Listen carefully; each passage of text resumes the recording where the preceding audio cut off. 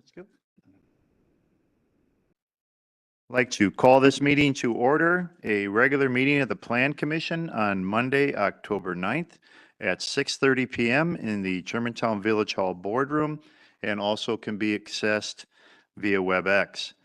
This meeting has been given public notice in accordance with sections 19.83 and 19.84 of the Wisconsin statutes in such form that will apprise the general public and news media of subject matter that is intended for consideration and action. Roll call shows all plan commissioners present except for Mr. Williams, who may be joining us shortly. He usually comes right down to the wire. Next item on the agenda is citizen input. If there is anyone within our audience or is joining us via WebEx that would like to participate in citizen input, you're welcome to come up to the podium in the middle of the room and state your name and your address for the record. For those that are joining tonight for the first time in a while or first time ever, we do put a 3-minute time limit on citizen input, so please try to keep your remarks within 3 minutes. So if there is anyone wishes to come up for citizen input, you're welcome to do so at this time. Anyone wishing to come up? If you're here for the public hearings, I would wait until we announce each public hearing to have comments in regards to each of the 3 public hearings on tonight's agenda. But if you're willing to or wanting to participate in citizen input on anything except for the public hearings, you can do that now. Go ahead. Thanks. Melanie Smythe, N140W179338 Cedar Lane. I just have a quick question. With us going through the budget and the committee, the whole meetings, and we still have not scheduled the neighborhood meetings yet for the various areas in the village. With the way the budget is going, there may not be money as requested for those neighborhood meetings. So I'm asking, what is the plan B? Because it seems as if you are not moving forward with some of the areas because of that. So it's just a question. Thanks. Thank you for coming forward. Is there anyone else that wishes to come forward at this time for citizen input? Everyone else must be here for the public hearings. Anyone else? Anyone joining us online? Now, you know we're not going to have Packer games on these TVs, right? All right, if there's no one else, we can go on to the next item on the agenda, which is the approval of minutes from the September 11th, 2023 Plan Commission meeting. Motion made and second to approve the minutes as presented. Is there any discussion on the motion to approve? No discussion. All those in favor, please say aye. Aye. Opposed? None opposed? Motion carries. That then takes us to new business, starting with new business item A.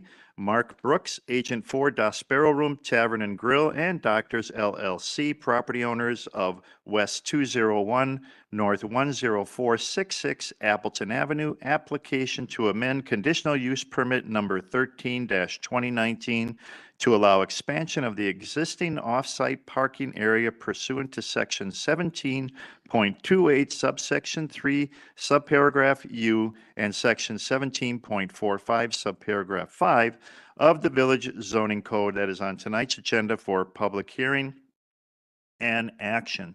To give us more information background on this new business item, we'll turn the meeting over to our public development director, Jeff Retzloff. Jeff. Thank you, Mr. Chairman. Director, I'm sorry. Thank you. You're welcome. As you indicated, Mark Brooks, operator of Da Sparrow Room, is here seeking an amendment to the conditional use permit concerning the off-site parking area on the parcel adjacent to the Da Sparrow Room site. The 2 parcels owned by Doctors LLC, shown on the screen, a 0.9 acre parcel on the left, Zone B1 neighborhood business. It has the existing restaurant and bar. There's a space for upstairs residents. It was formerly known as Doctor's Pub and the Public House, I believe, before that. The 2.1 acre parcel on the right is Zone B3 general business. It's generally undeveloped with the exception of a 4,800 square foot area that's used, a paved area that's used for parking. It is that area for parking that is subject of the conditional use permit 13-2019. The Das Barrel Room and Mark Brooks as operator came to the village seeking zoning permit approval to reopen the restaurant and bar back in May of 2019. At that time, he was seeking approval to include seal coating and striping the 4,800 square foot pavement on the adjacent parcel with 12 to 15 parking stalls, but no other improvements.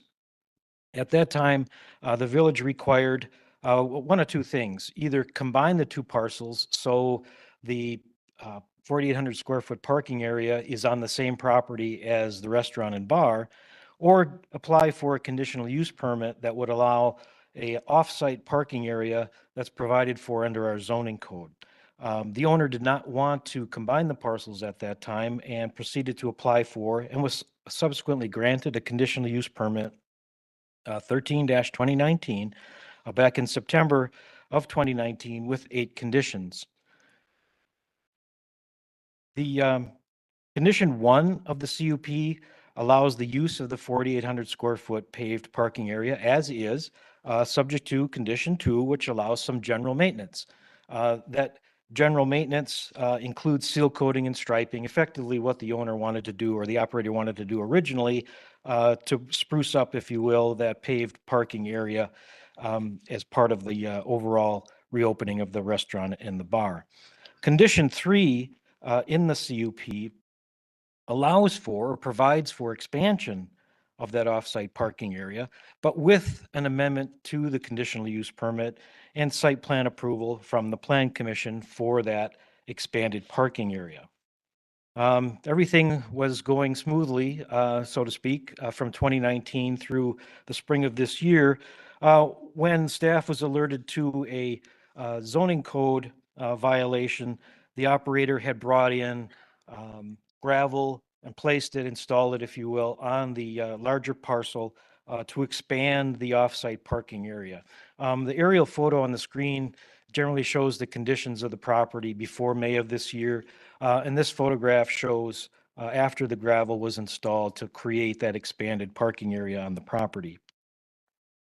The illegally expanded parking area is approximately 7,250 square feet of gravel that was installed with a drive connecting to that existing 4,800 square foot area. And as you can see, northeasterly of that existing paved area. At that time, staff discussed the options with Mr. Brooks.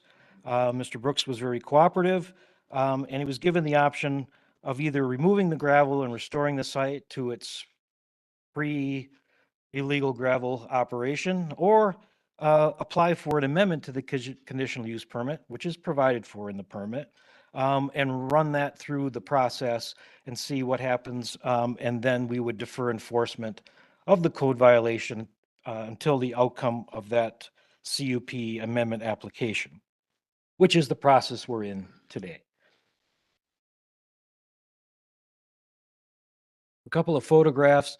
If you haven't been by the property, this is a photo from the 4,800 square foot paved parking east of the building, looking toward the gravel driveway that was installed. The woods in the background there is adjacent to Willow Creek, which runs sort of north-south and cuts across Appleton Avenue across the property. I've got a slide later that will show that a little bit clearer. Some more graphics that show the gravel that was installed. Generally without any sort of engineered grading plan or erosion control measures. Here you can see a little bit of the product of some erosion through this area. The stones on the right are part of what was installed by DOT as part of the reconstruction pavement project for 175. But runoff travels through this area eventually to Willow Creek through this swale. A couple more photographs of the gravel area. And here's a couple of slides. On the left, it's sort of a leaf off condition, a photo from the spring. You should be able to make out where the river runs from the south across Appleton Avenue along the east side of the parcel highlighted in red. The photo on the right is the leaf on. You really won't be able to see the river, but I've placed a blue line showing generally where the river flows across the property. And you can see that it's relatively close to where the gravel parking area was installed.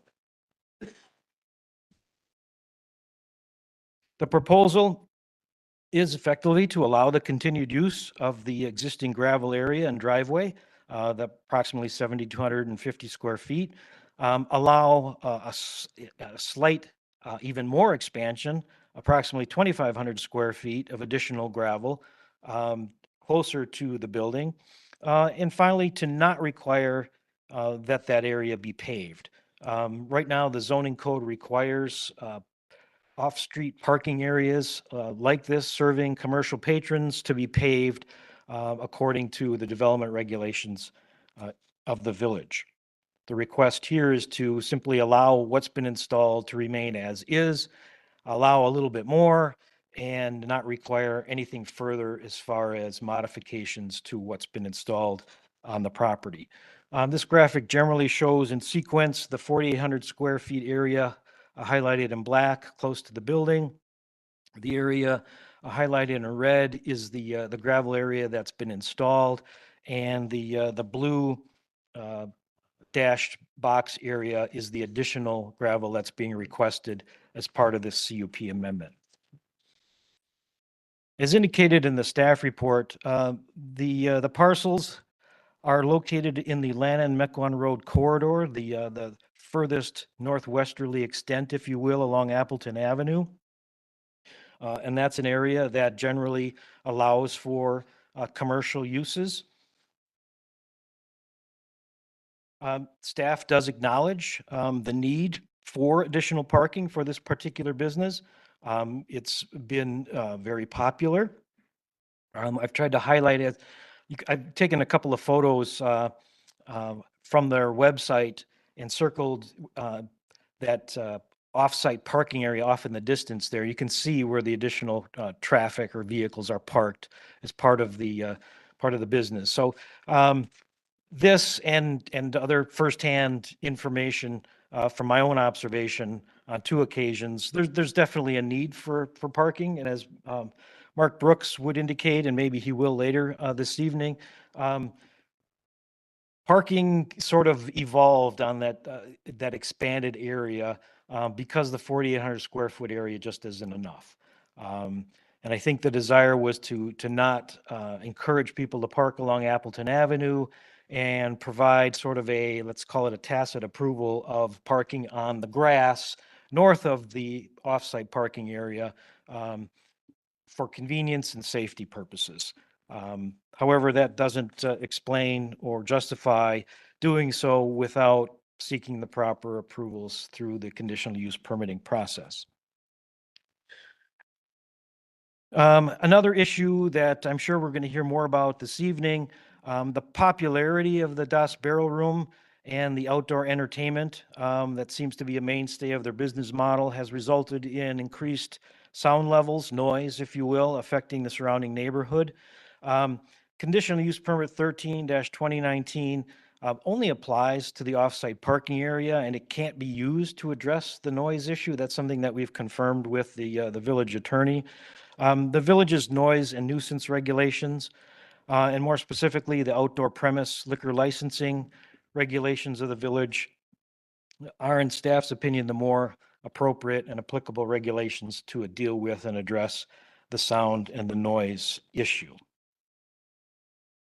As I indicated in my staff report, staff does acknowledge and support the proposal for additional parking, but not consistent with what's being requested.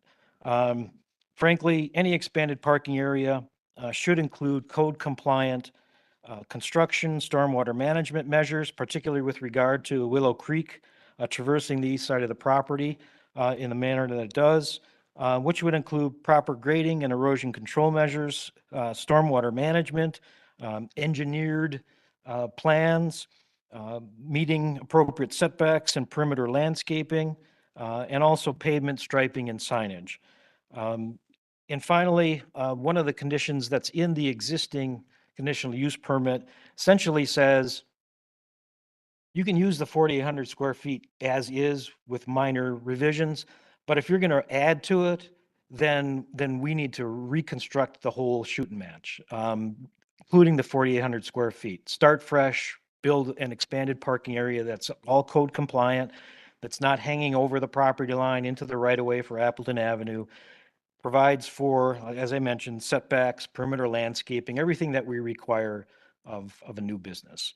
And that is effectively the staff's recommendation to approve an amendment to the conditional use permit for off-site parking, subject to making revisions to the adopted conditions. And we can go over the details of those later, but essentially provide, if you're going to expand the parking, provide a legitimate code compliant parking area on the adjacent property. And I think with that, we're ready to go to public hearing. All right, thank you. I'll open a public hearing by hereby stating a notice is hereby given that a public hearing will be held before the Village of Germantown Plan Commission at the Germantown Village Hall located on Mequon Road in Germantown and virtually through the WebEx platform on the following date of Monday, October 9th at 6:30 p.m. or later.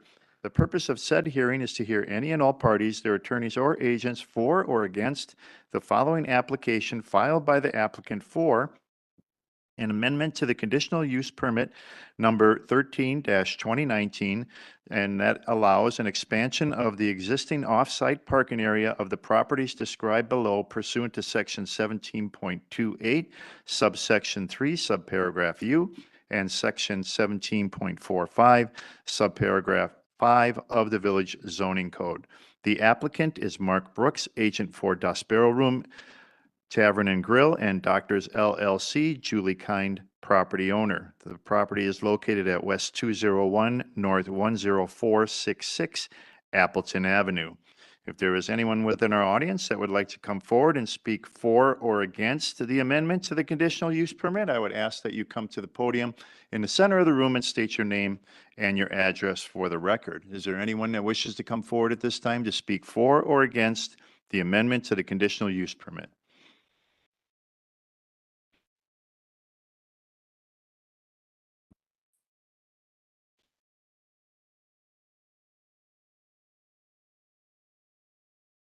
Good evening. Good evening.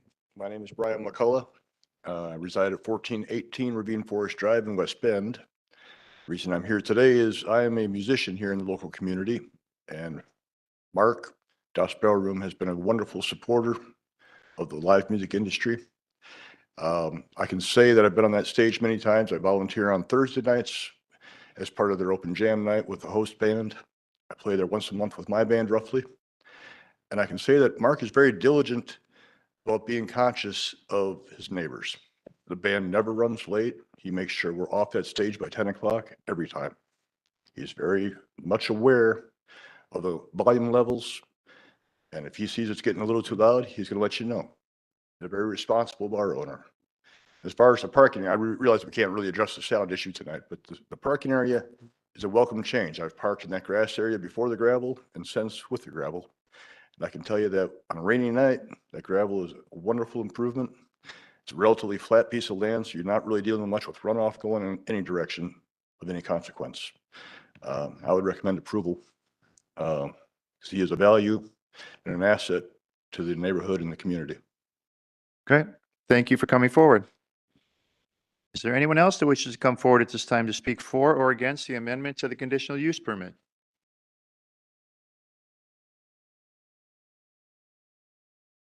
We'll let this gentleman go first, and then you can go next, sir. Good evening.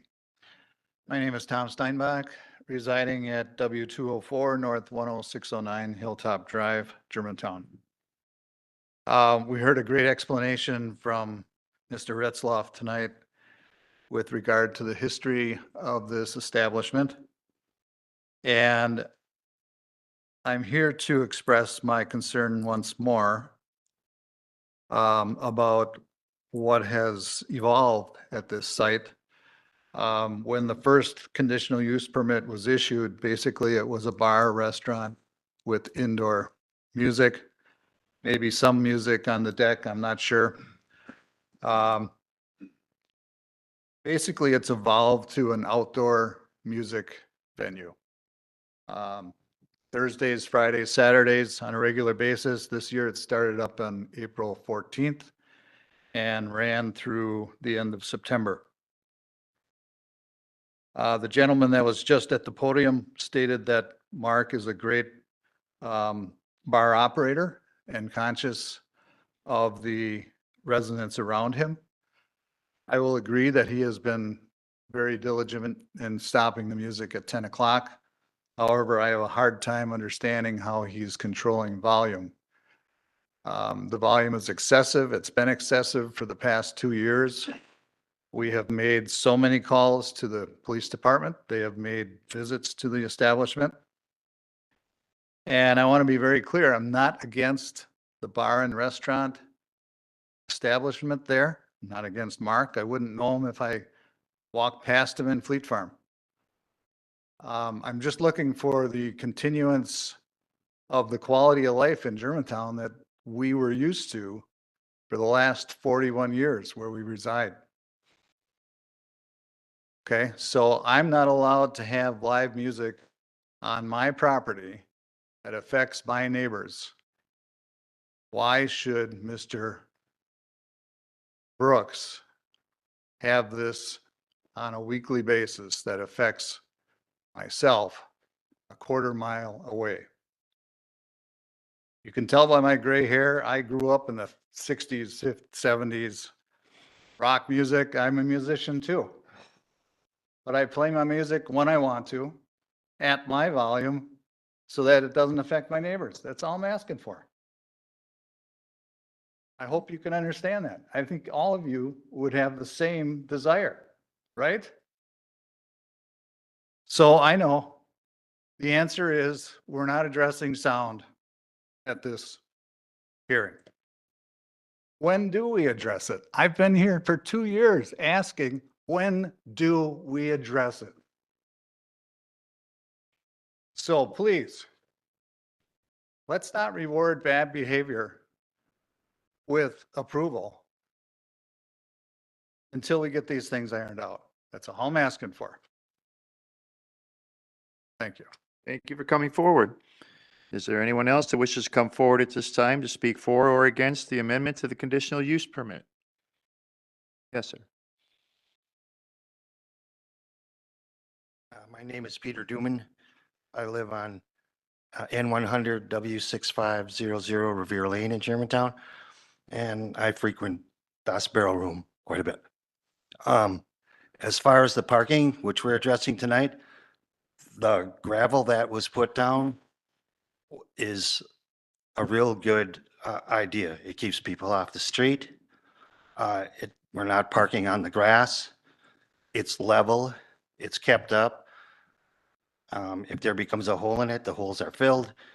I know there's regulations that you have to deal with, you know, when you build something, but for what it's used for 2 times a week, I think it's a sufficient the way it is.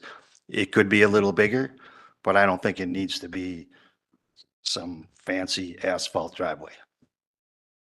Thank you. Thank you for coming forward. Is there anyone else that wishes to come forward at this time to speak for or against the conditional use permit amendment? Hi, John Bublitz, West 201, North 10466 Appleton Avenue. So me and my wife, I live above the residence, and I just want to say me and my wife have 2 children. One is 1-year-old and 3-year-old, and we live above it. I know we're not fully addressing sound, but, you know, never had a problem. Never had our kids wake up from a night, you know, having the band out there. And the parking lot, I mean, when we would have grass, I mean, there'd be cars getting stuck every once in a while. You got to help them push out. So just want to say that the gravel is definitely helping out. Thank you. Thank you for coming forward.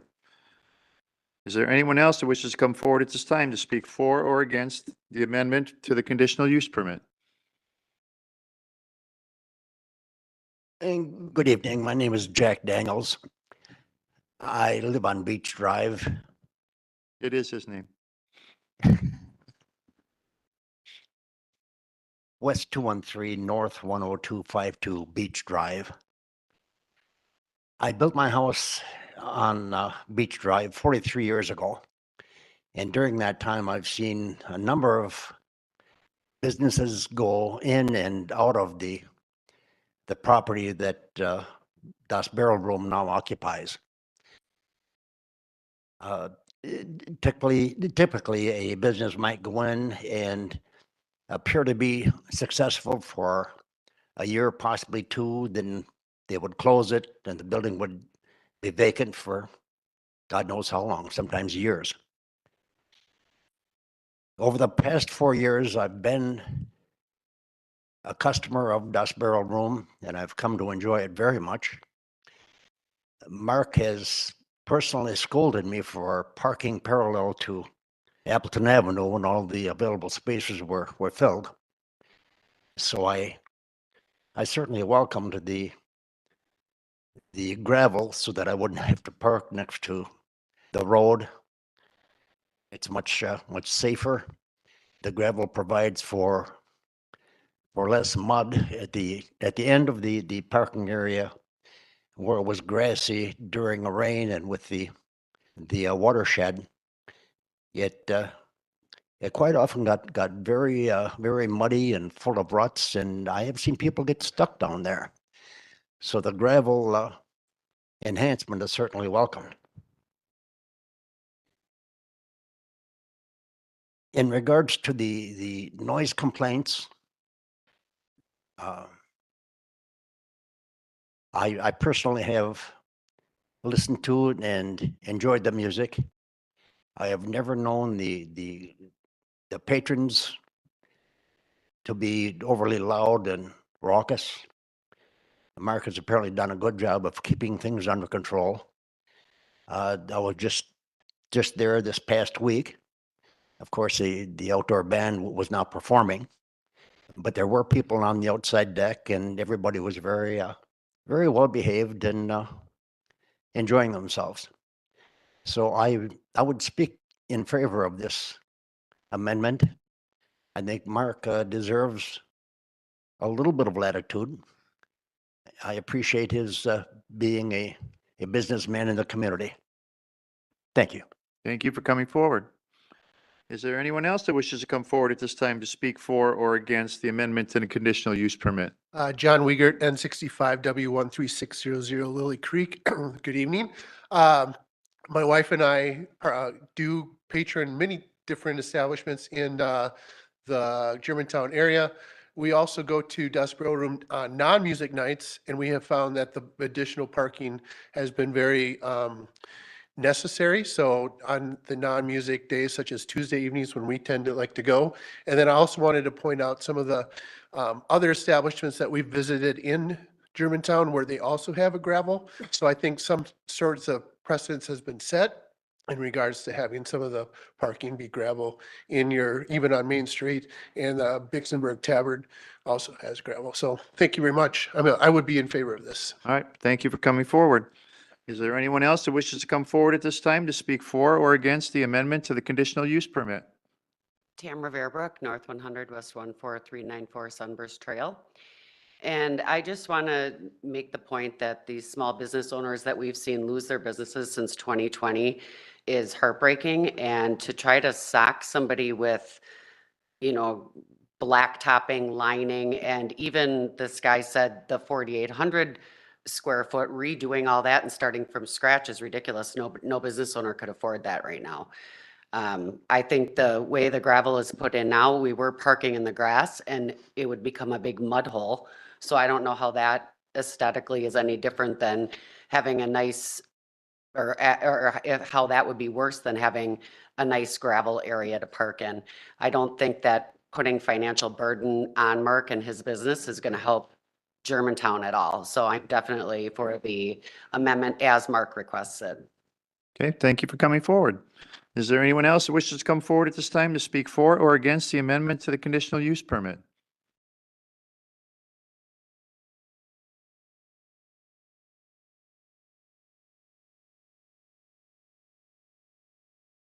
Scott Heffley, W159 N10514 Old Farm, Germantown.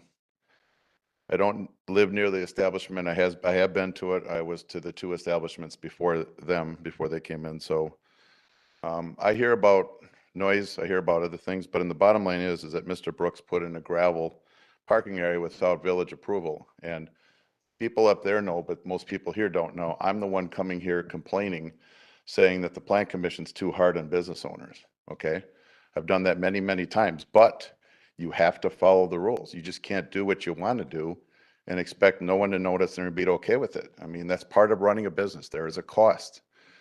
And we have rules, we have ordinances, we have zoning thing. You have to follow those. I mean, you may not want to, but you have to. And you can't look to somebody that did something 40 years ago and they got a conditional use and say, well, it was okay on Main Street, so I want it. I mean, there's rules and they need to be followed. I'm not going to address the noise complaints. I'm too far away to hear it. So the people here, obviously, you said something about it, but not a gravel area. You either put it back to grass, which no one wants, or you pave it, and it's going to cost some money. I get that, but that's part of being a business, and you're looking to triple the current size of the parking lot. If you just went back to when it was grass, you're going from 4,800 to 15,000 square feet. Those additional patrons will more than pay for the cost of putting this asphalt in short term. We'll be in compliance. What I saw on that map about that rocks the DOT left, that looks like a wetland problem. There's a wetland right there. I mean, do we even know if we're violating wetland issues, delineation issues? These are all things that, you know, owner of a business should be aware of or deal with. It happens. So, you know, I hear there's a temporary stage. I can't prove that. I don't know. I hear there's porta potties out there. I don't know. So I just think that what should be done is you come to compliance with the village, work with them on the 4,800 square feet, because that became a problem when that area was changed by the DOT with the roundabout and all that. And that's the reason the previous owner went out of business, the public house, was because he was shut down and wasn't able to operate for about 2 years. You had to drive 12 miles to go to it because that whole area was shut down, part of the reason. So do that, monitor those sound levels, and look at things in a year, but come to compliance with this village. Thank you. Thank you for coming forward. Is there anyone else who wishes to come forward at this time to speak for or against the amendment to the conditional use permit?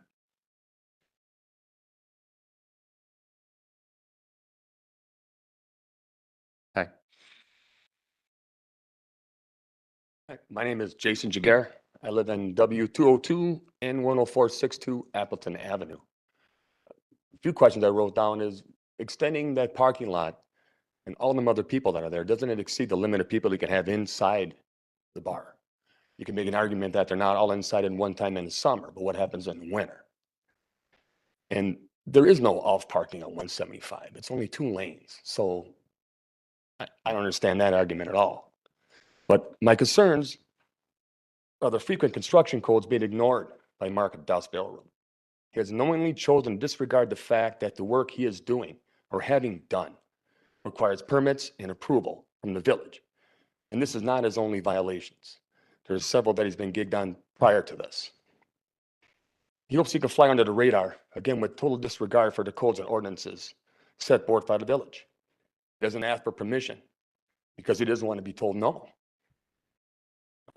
He doesn't want to wait for plans, estimates, village approval. He wants what he wants when he wants it. And now he's asking for forgiveness and not permission. To grant him approval to modify his CUP would only be rewarding his bad behavior and his lack of respect for the village board. It's like rewarding a child when you want a candy bar in the grocery store and you give it to him anyway. Why would he change if they're still getting what they want in the end? The people that came out here tonight to speak on their behalf, most of them, I'd point out, don't live there, but they frequent the bar.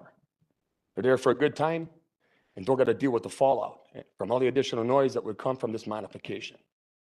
What's the point of having the codes and ordinances in place and needing to apply for permits if you can repeatedly ignore them and still get what you want? Again, it's rewarding his bad behavior and total lack of respect for the village and us as neighbors. We don't need any additional noise and traffic coming from that bar. We already have enough. I've been told that he and his staff are kind and courteous, and of course they are. His agenda is to make money. And in customer service, if you are not kind and courteous, you won't have repeat customers and your staff won't make any money. The codes and ordinances he continues to violate are all for him to make money. Again, it goes back to his main focus of getting what he wants when he wants it, with no regard for anybody else. Conclusion, I'd like to leave you with this final question going forward. How do you enforce the codes and ordinances with any other business that would knowingly and repeatedly do the same thing? It's a slippery slope to reward his bad behavior and in future violations. Thank you for coming forward. Is there anyone else that wishes to come forward at this time to speak for or against the amendment to the conditional use permit?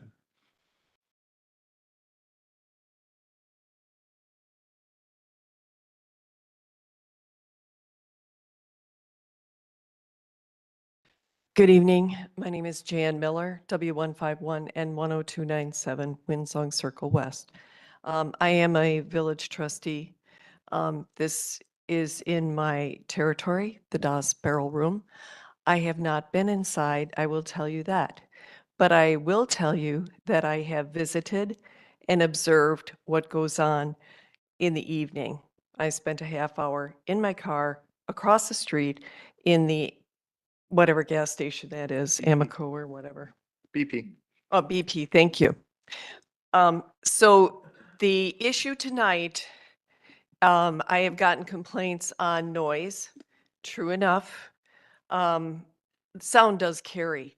And when you're in front of it and you're looking to dance and have a good time and have a beer, it's not an issue. But if you're out on your patio within a quarter-mile area and you want to have friends over and that's not your kind of music, then I guess you're not going to be too happy. But my main concern is this: the village has ordinances, the village has codes.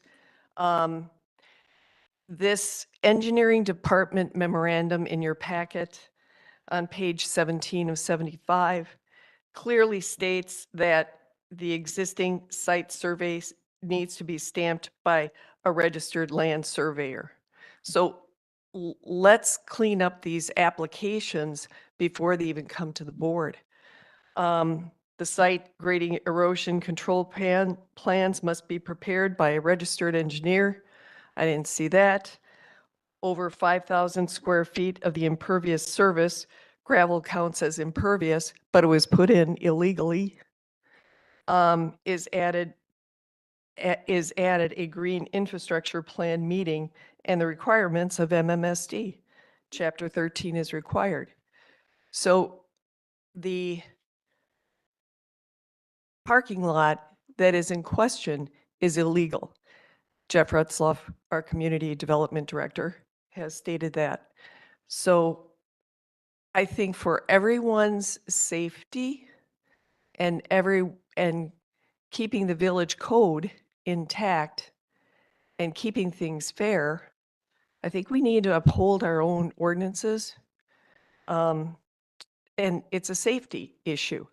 So if we're not upholding these ordinances, then who's liable if somebody falls? Are they going to sue somebody, Das Barrel Room? Are they going to sue the village because we didn't demand upgrading? I don't think we should approve this. Thank you. Thank you for coming forward. Is there anyone else that wishes to come forward at this time to speak for or against the amendment to the conditional use permit? Yes, ma'am. Maureen Piantek, North 104, West 21651, Willow Creek Road. I do go to Das Barrel Room, but I do want to say that before that gravel was put in, it was a mess, and I would constantly see cars stuck down there. And parking on Willow Creek Road, patrons have to walk across Appleton Avenue. If you want to talk about safety, I think that's a huge safety issue, is walking across from not just parking in the BP lot, but down Willow Creek Road. I've seen cars parked. So to me, would you rather see them fall or would you rather see them hit by a car? I think the safety issue is not crossing Appleton Avenue.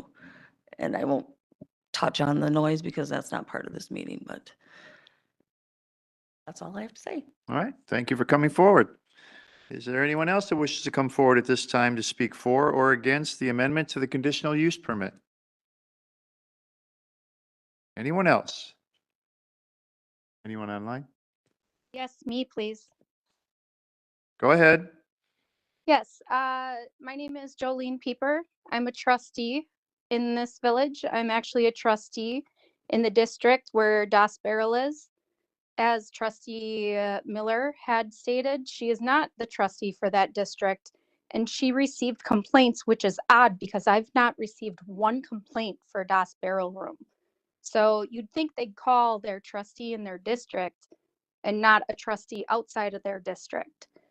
As the previous person had just stated, the safety concern of people walking across Willow Creek Road, that is 100% true. That for people to park at BP or on Willow Creek Road is absurd.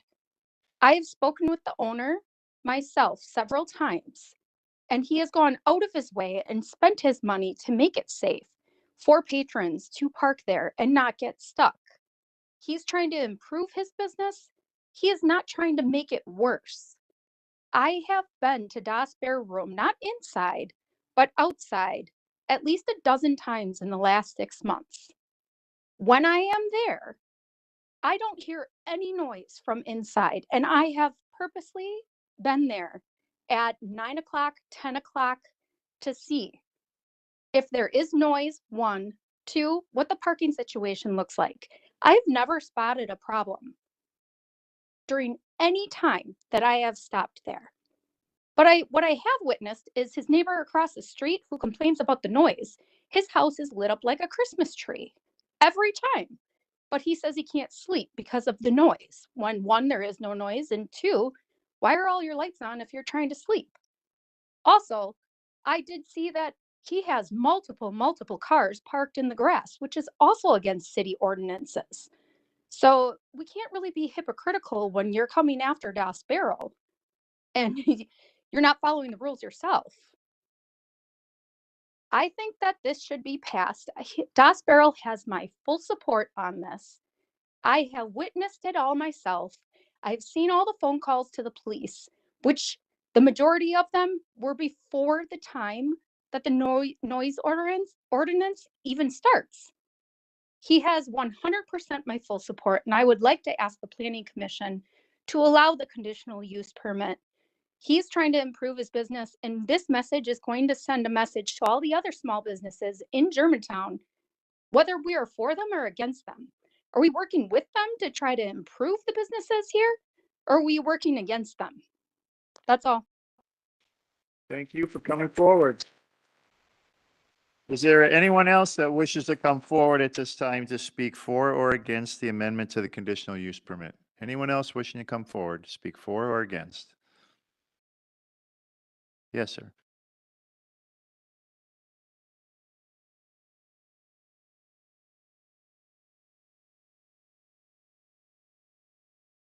Hello, my name is Dominic Giguere. I live at West 202, North 10462 Appleton Avenue. And I think it's a little impossible to compare the parking situation. You don't park at a different business to walk over and then complain about what's going on. You don't park at, or one, you don't park on a highway, but nor do you park at a Culver's parking lot and get mad if you get hurt, trip, or fall going to an opposing business. The overall issue is that it's unsafe.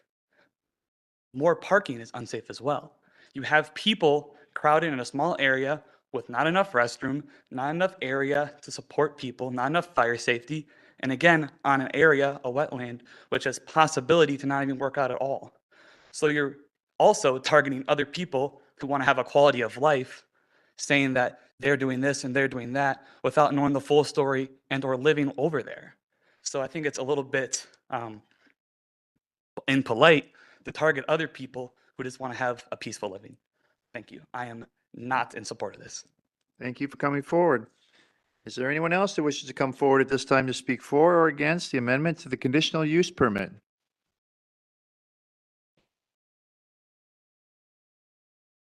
Good evening. My name is Jessica Jaguar, and I live at W202 and 10462 Appleton Avenue. I am directly across the street from Das Barrel Room, and I would like to thank Jolene for noticing that my house is lit up like a Christmas tree and telling me how I should or should not sleep. Me and my husband work 6 or 7 days a week, and the constant noise and parking that's over there is ridiculous. And our driveway is just fine. Everything, we've never gotten in trouble for our driveway or anything. So I feel like she's personally attacking us right now. And for her to say that she parks outside and doesn't hear the noise is ridiculous. Thank you. Thank you for coming forward. Is there anyone else that wishes to come forward at this time to speak for or against the amendment to the conditional use permit?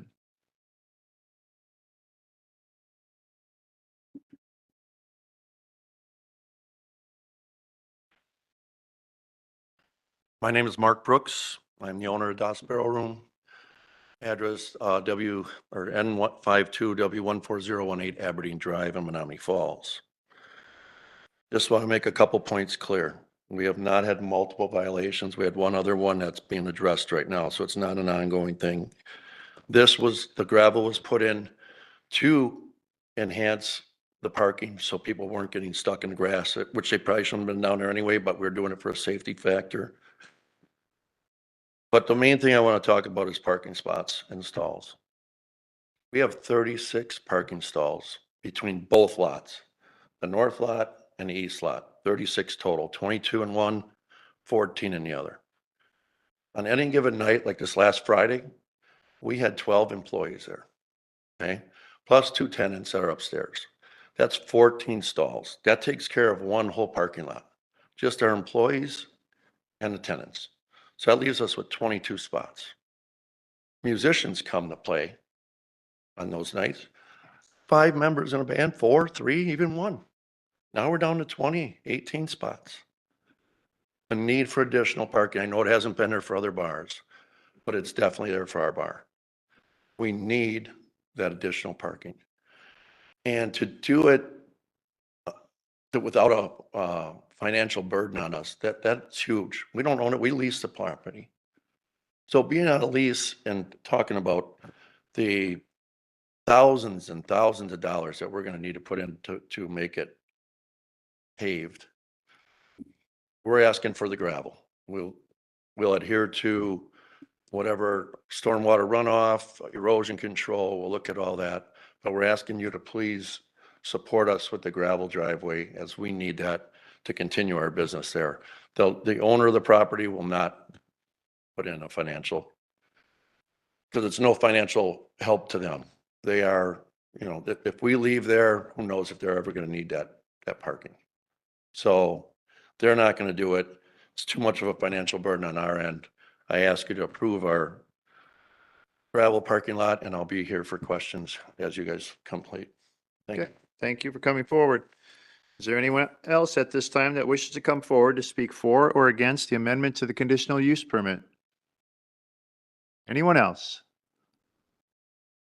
If there is no one else, this public hearing is now closed. That then takes us to the action part of new business, which is Mark Brooks, agent for Das Barrel Room, Tavern and Grill, and Doctors LLC, which are the property owners located at West 201 North 10466 Appleton Avenue. Application to amend conditional use permit number 13-2019 to allow expansion of the existing off-site parking area pursuant to section 17.28, subsection 3, subparagraph U, and section 17.45, subparagraph 5 of the Village Zoning Code. Commissioners. Make a motion to approve the amendment to the conditional use permit as presented with all 9 of the conditions. Second. Motion made and seconded. Discussion on the motion to approve. Trustee Nilles. I'm sorry, Commissioner Nilles.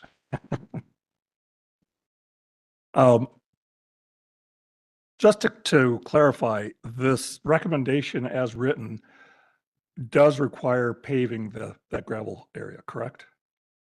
Correct. Thank you. Mr. Shadid. Is there any problem with wetlands here? I've heard that mentioned a few times and it's not clear on any of the drawings that I saw. Do you know? We don't have a wetland delineation that would clearly indicate or answer that question. Okay. Given the proximity of the gravel parking to the river, it may be close. I don't know to what extent the area that's clipped lawn is converted wetland area. It would take a delineation to confirm that. Isn't it appropriate that we know? Us or the landowner? Well, for us to consider putting this parking lot extension in there and not knowing if it's on a wetland, then I If guess that, us.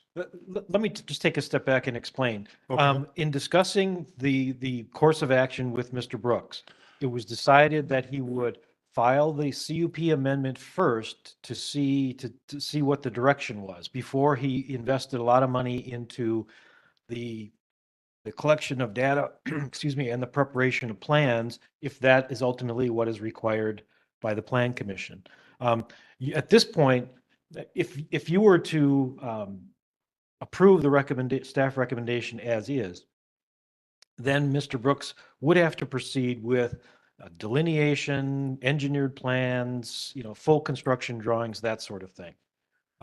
However, if the interim step is that you are willing to approve or recommend approval of just the gravel as is, but are concerned about the wetlands, then you could direct Mr. Brooks to have a delineation done to confirm that there isn't any issue or violation.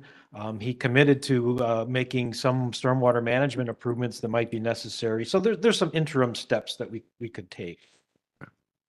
I really have a problem with the whole idea of allowing one particular business to have a variation on the way we're supposed to do the parking lot. It's supposed to be paved. If there are others, then they were possibly grandfathered. We don't know that. Were they in business before the ordinance was set up? So I'm really not in favor of allowing the gravel parking lot. I would like to address that. There are businesses in the village. There's a handful that have existing gravel parking. As you indicated, some of those have been, I don't really like the word grandfathered, but everybody understands what that means. They have a vested right to that existing parking. If they were to improve or expand their parking, they would be required to bring it up to code compliance in terms of pavement setbacks and the like. We do have one business, a fairly recently approved business, that does have gravel parking. And it was approved through a conditional use permit process, and that is the old Germantown.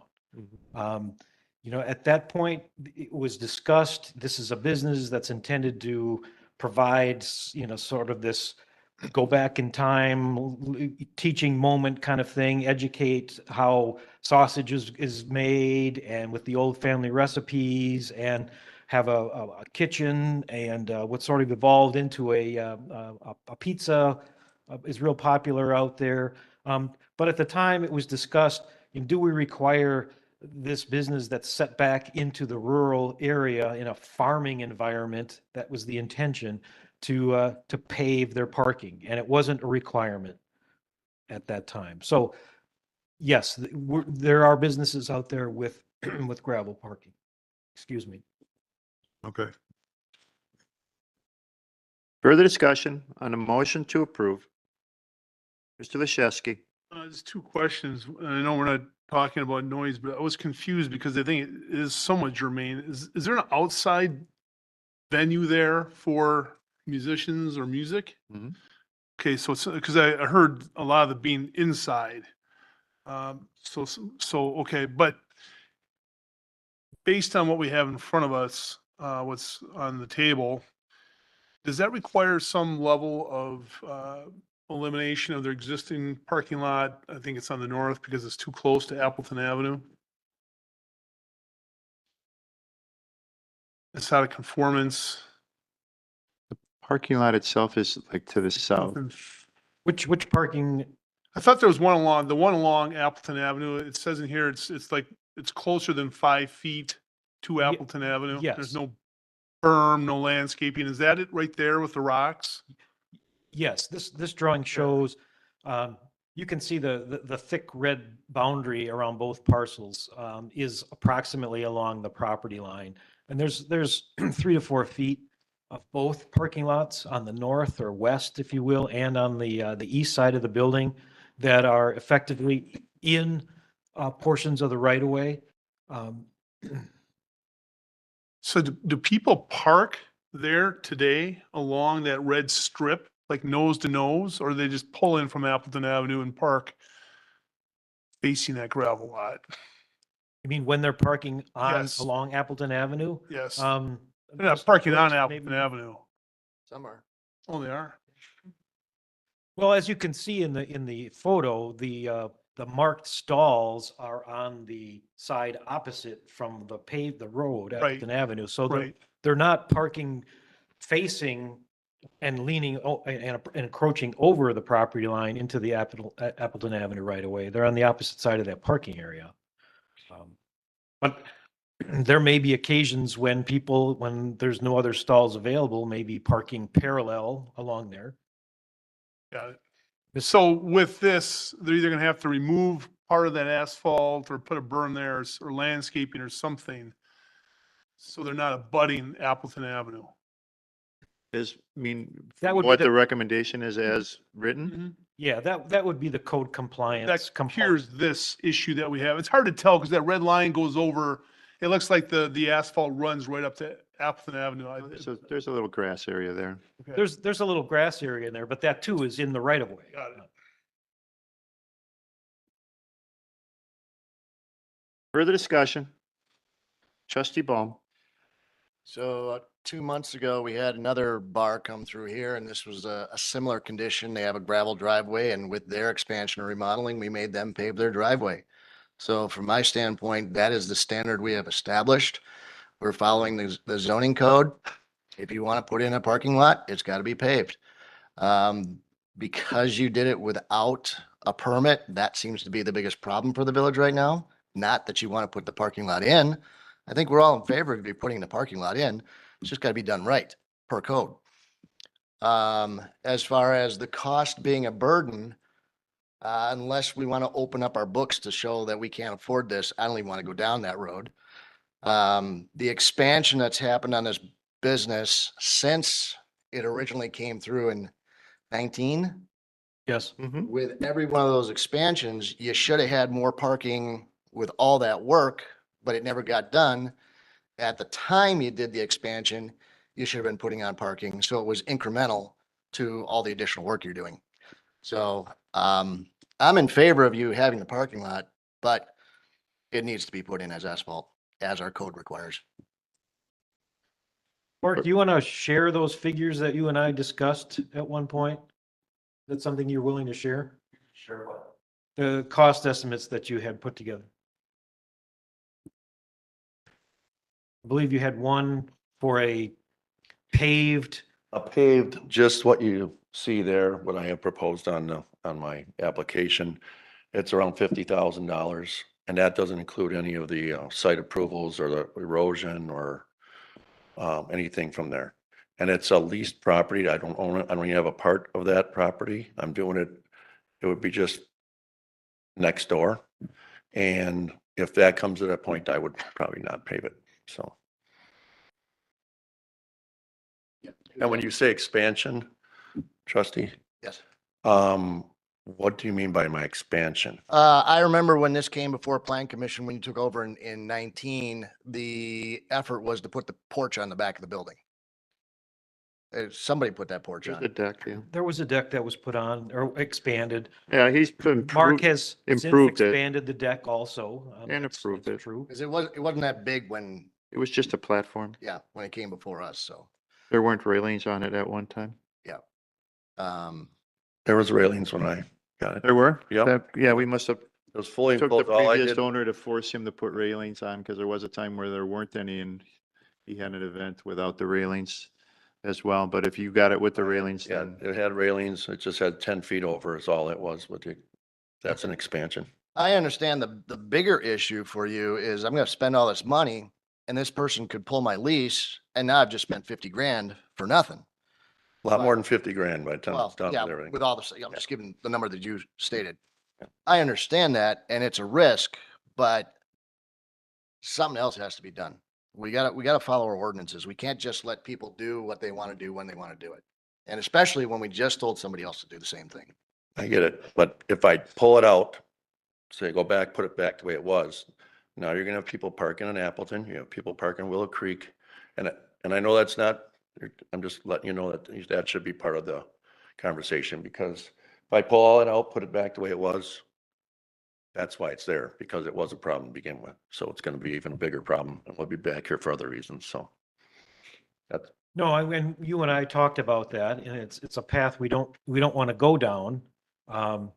You know, leading up to you installing the gravel, there was sort of this unspoken approval of people parking there. And I assume that would happen again unless you enforced it in some way, or the village was forced to enforce no parking on that property. Which may then go, for the next step would be reconsidering the conditional use permit to allow the 14 stalls to be used as parking. I mean, we just go down the slippery slope where nobody wins, I think. that's my question. They were parking there. It turned into a mud bowl. Tried to alleviate it to help people out. Obviously, it went too far. But if I restore it back to its original shape, which I will do, you're not going to change any of what we're trying to accomplish here. It's going to still happen. You're going to find a place. They're going to come, whether it's on Willow Creek, Appleton Avenue, in the grass, neighbors, whatever. Just What's the situation with your neighbor? Why won't they sell the property to you? So she doesn't want to. she's never wanted to. The original owner passed away, Right. and it was her wish not to combine the properties and not to sell them until whatever time they decide. And it's not right now. I have first right to buy it, but they're not ready to sell. Keeps their options open for development. We've talked, I think Jeff's approached the previous owners several times on trying to combine the parcels, and it was always said that they wanted to keep them separate. That's That's correct. their wish.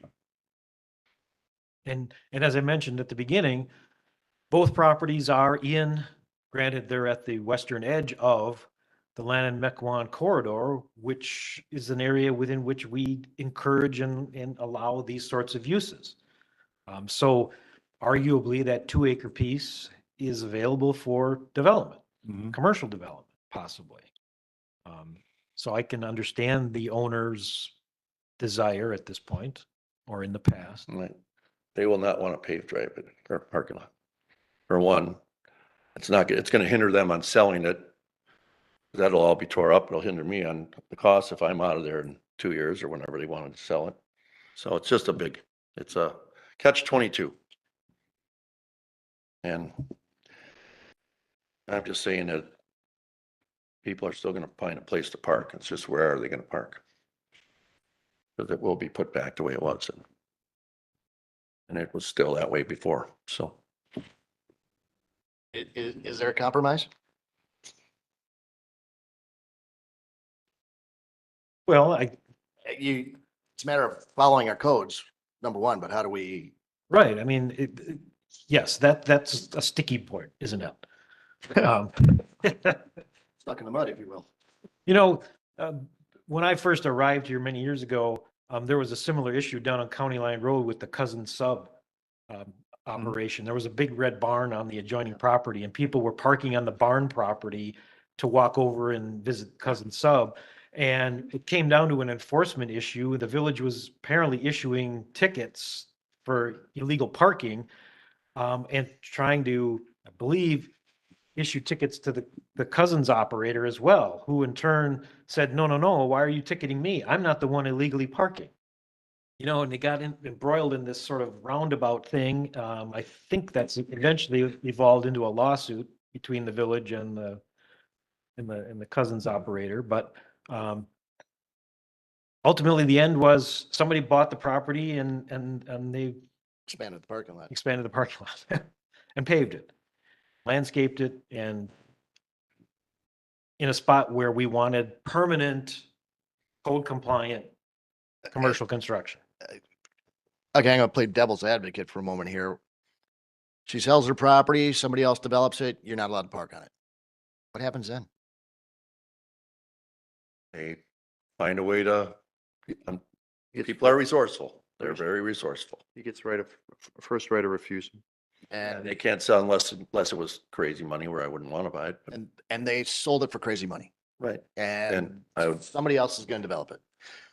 Mr. Big Corporation comes in, you have now lost the ability to park there. Mhm. What's our solution at that point? What do we do then? Well, then it sounds like parking happens along Appleton and Willow Creek until the tickets start flying and the request for posting it no parking happens. If it's not already, it's not. it's not.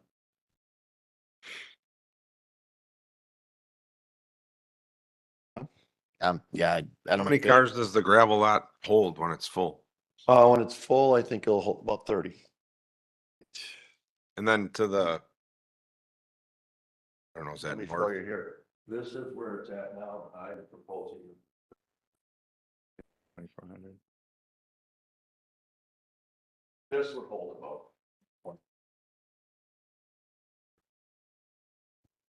Is that ever not enough? Can be, right? That might not be enough, but it's definitely takes a big, burden off.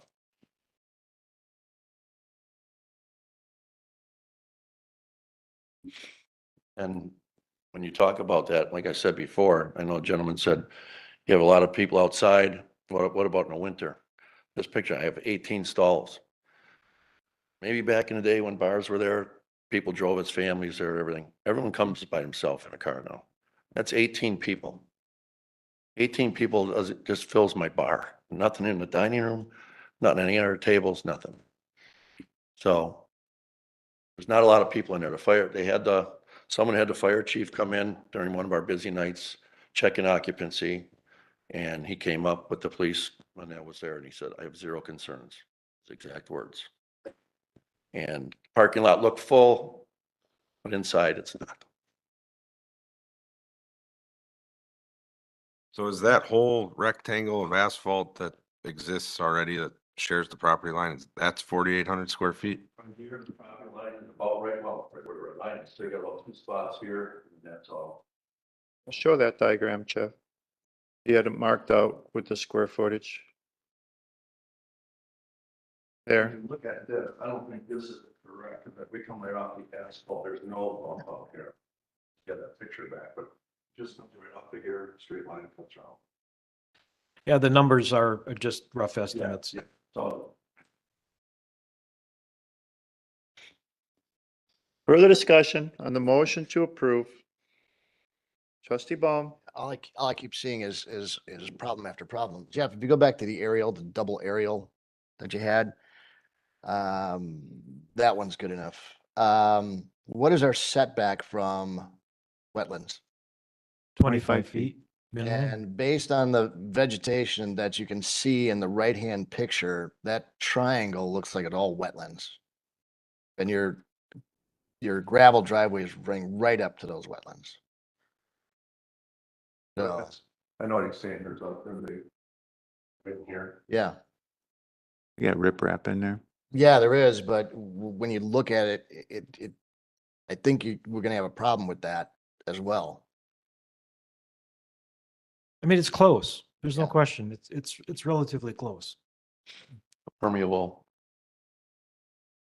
water runoff, but Well, It's the river there that hurts it. Because the DNR would look at it as part of the river system. If it was standalone and there wouldn't be a water source there, it would be more attributed to runoff on the road. compacted gravel like this is treated as impervious for Mm-hmm. stormwater calculation purposes. It has some permeability, but not a significant amount, and it would need to be factored into whatever stormwater management So- measures are needed beyond just a swale like this. So if it would go back to the 48 and of the lot as it is with gravel now and the additional 2,400, and let's say it would all have to be asphalted, or would be, wouldn't it then possibly run into the of a retention pond of some kind before it would get to that aquifer?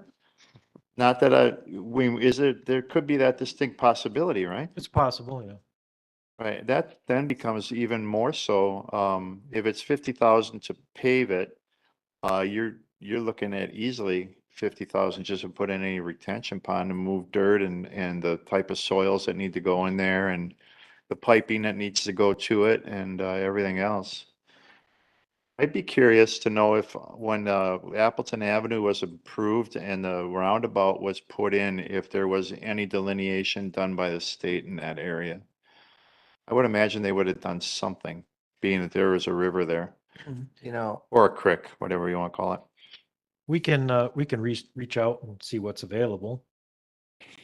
Yeah, at least that would give us an idea of what is considered wetland in that area.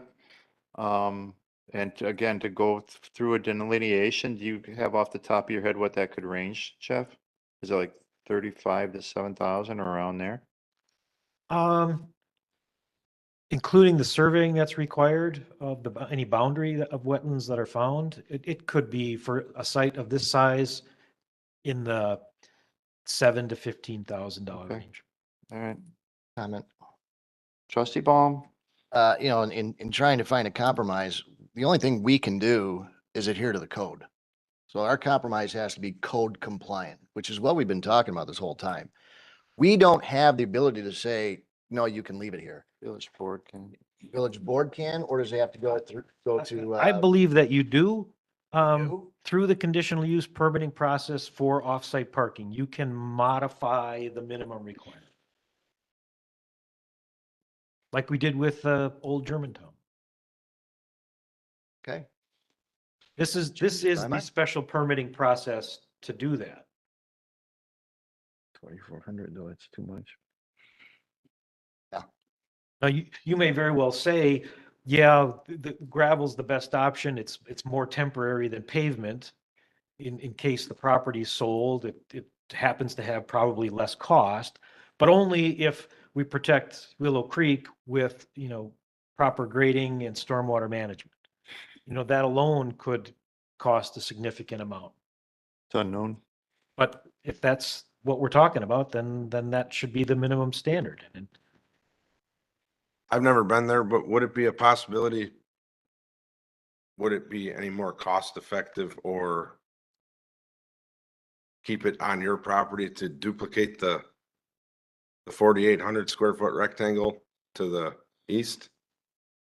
Well, it's a drop off, It's pretty low there.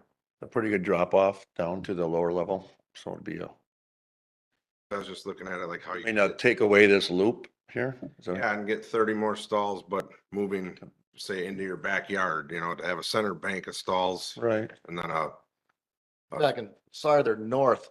That's an of the option. Building. yeah. Well, can you go back to the other? Sure. I don't which know one the do you drop want? off right here. So if we eliminated this whole part and brought a driveway down here, It would keep you away further from the creek. eliminate all this, well, this would be here or way or wherever.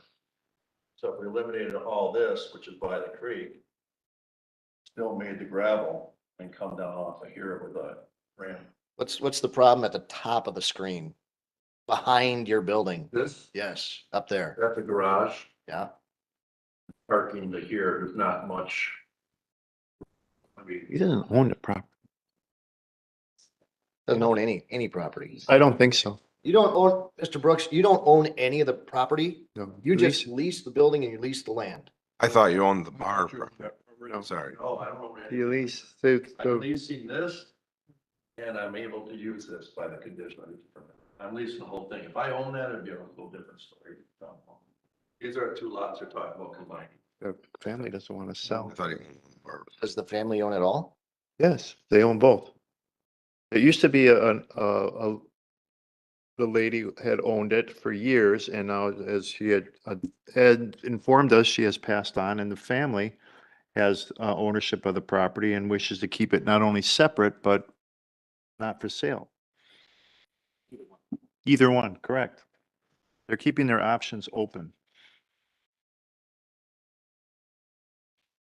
And we have a very popular growing business that has outgrown its location.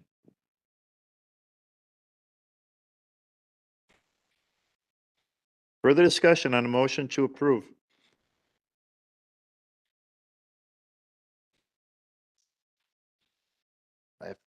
I need something or I gotta go to vote.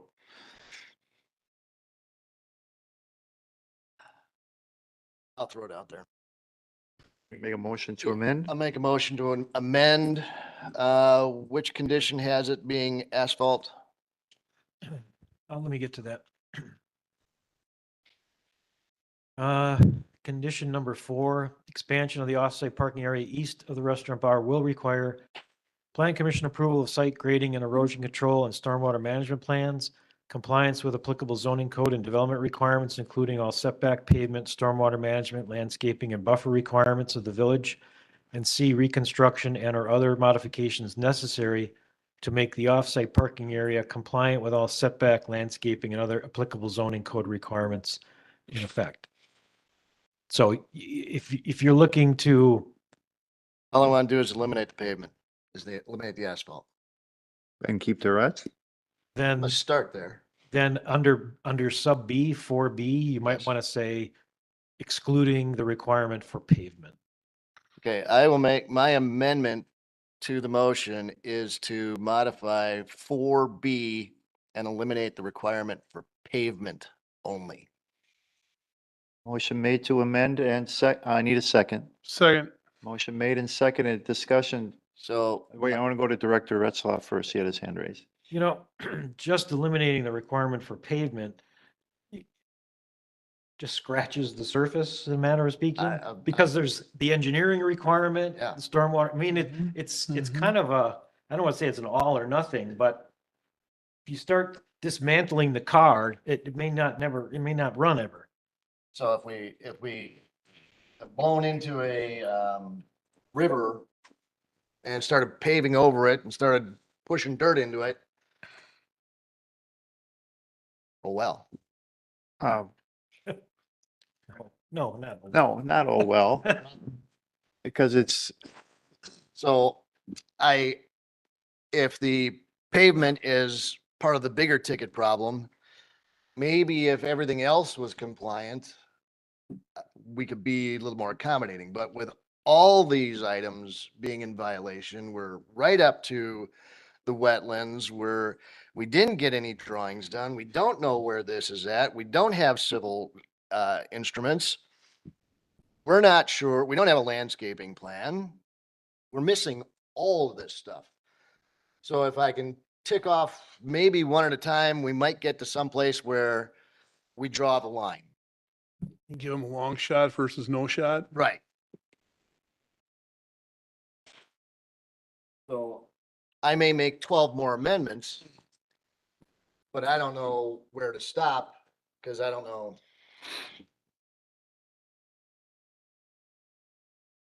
Well, what's guiding the amendments? Cost? And is that our concern? No. Is it putting a business out of business because they can no longer have parking? He's got to go through and rip this all out. or pay for the cost to hard pave it. That he is obviously not going to recoup because if they sell the land or pull his lease, he loses it. But is that our problem? I sympathize with the plight, but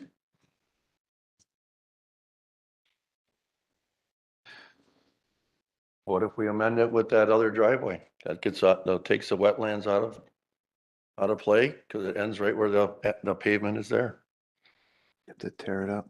Amend it with tearing up the whole loop and just leave the full. how do you get down there then? It's a can of worms. I'll get there. Right here, we would make somewhere in this drain, we would make a ramp down to, forget about all this. We have no elevations. Yeah, the amount of grading, if you go back to that picture that looks down, the amount of grading you're gonna have to do that to get down what looks like 8 feet from the upper parking lot to the lower parking lot, you need a ramp that goes all the way across your parking lot. It's, you can't just drive off the edge there and expect cars to get up and down that, especially in the winter. What we'd have to look into. Yeah. It would eliminate the, wetlands. And that's gonna take civil engineering, who's gonna come in and tell us that you modified too much of the ground and you're gonna have to put in a potential pond. Well, it's impervious. Yeah, and it's it snowballs. Once you get a civil engineer on this, he's gonna tell you everything that this is triggering. Well, and he has to by license. Yes.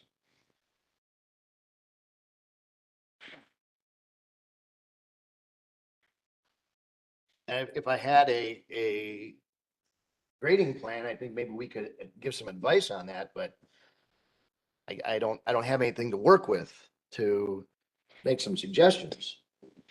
Because it looks like if you go way up right next to the building, there might be a gentler grade there that you could come down on. But I don't know. Probably don't want traffic going back and forth in and out There's a- along that Right up against the common building. property line, right where all the action is.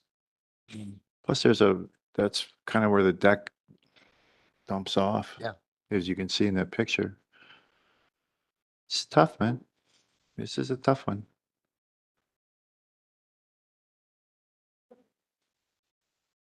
What if you brought the loop in towards the building, the loop that already exists, if you brought that in towards the building and just shifted the rectangle of gravel that's already existing and then added towards the building to take that So- loop further away from the wetland, but you still have to get the. Where are the wetlands? Right. I don't know. I don't have any documents. to Well, tell me. you know, there could be something there, but Mr. Tarantino, what you're suggesting is to loop it on the north end kind of, and then get into that back area from the north side. He's saying just shortcut the loop. Oh, he's gonna shortcut it that way, or are you Well, gonna, it seems or like- you're down on the south end? Well, the gravel driveway goes, what, 60 feet as a driveway before it turns and becomes a parking lot. But by default, then that brings them closer to the we don't know spot.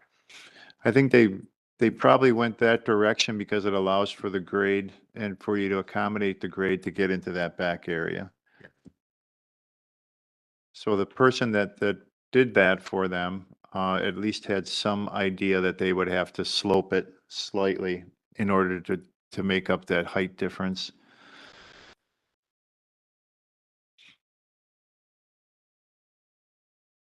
About ideas. I know. It's tough. So once he gets civil engineering done and it snowballs and maybe a pond and maybe this and maybe that, they're gonna, maybe parking lot lights and. Civil engineer is gonna come in, look at our ordinances, look at our codes, gonna design something that meets our codes, which can't afford to do. And doesn't want to do on property they temporarily have. How long is the conditional use permit good for? As it is? No, like if a new one. Well, this one Oh. doesn't have a expiration No. or a expiration. It runs with the property. And is looked at, if there's any issues or anything that's been against it, for year to year as the liquor license comes up before the Public Safety Committee. If there's any complaints, if there's any, violations to the conditional use permit as written, that's all kind of revisited before the liquor license, and also the, outside extension is approved by the Public Safety.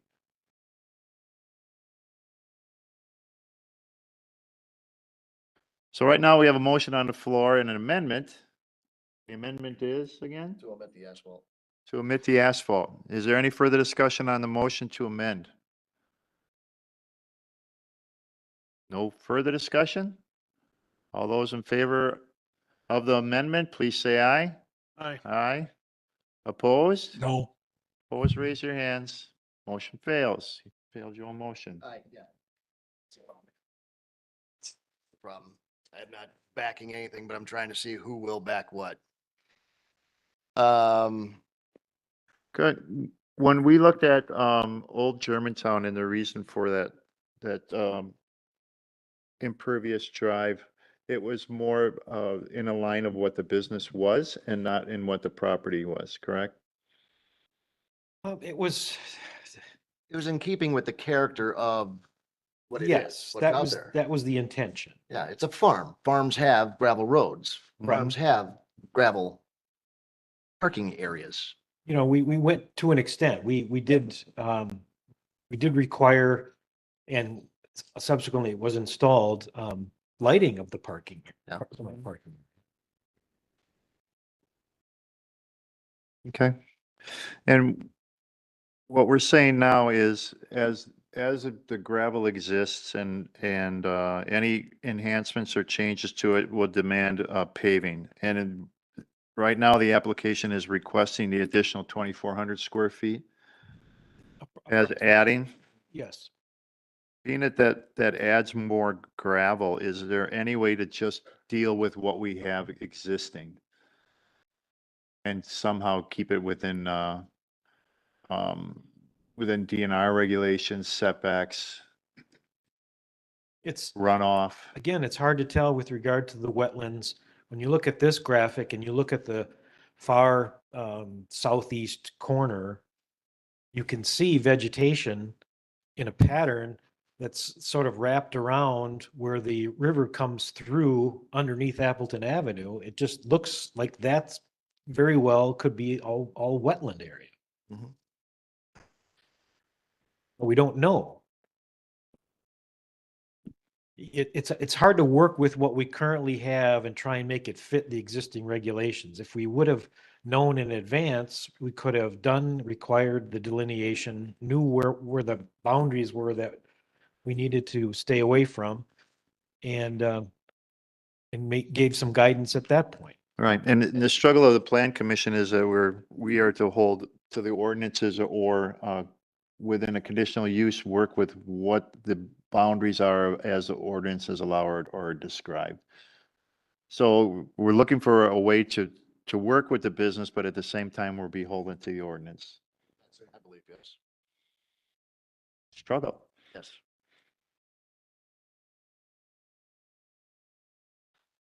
All right, I will Try again? take another swing. I will make a motion to amend. And this time I'm going to eliminate 4B altogether. Oh. If we go extreme and I can get somebody to move over there. Motion made to amend. Do we have a second? Second. Motion made and seconded. Discussion. Jeff, input? He's digesting. Well, A requires site grading and erosion control and stormwater management plans. So, Mhm. you know, if you're gonna dump all of B, you may as well dump some of A if that's the direction you're going. Clearly, that's not my recommendation, but. No. And your And C. your setbacks is a big problem. And C also talks about other modifications to make the off-site parking area compliant with all setback, landscaping, and other applicable zoning Yeah. code requirements. They kind of all, That's a carryover from the original permit, because as you can see, it's not amended or revised. But that speaks to the 4,800 square foot area. yeah, First paved area? Yeah, the first paved area, if you Okay. want to call it that. and the stormwater management, DNR can come in and shut this down at any time, can't they? If we don't, if they do all this without stormwater management? The village could get dinged for not complying or approving development that doesn't comply with MMSD requirements. Okay, so the last thing that we need is the DNR coming and chastising us for doing something that's in violation of their rules. Yes. Now, part of it comes into play is the thresholds, how much pavement, how much impervious area. If we stay under, I believe it's 5,000 square feet, they can get by with a green infrastructure plan. And that's mentioned in one of the engineer's comments. But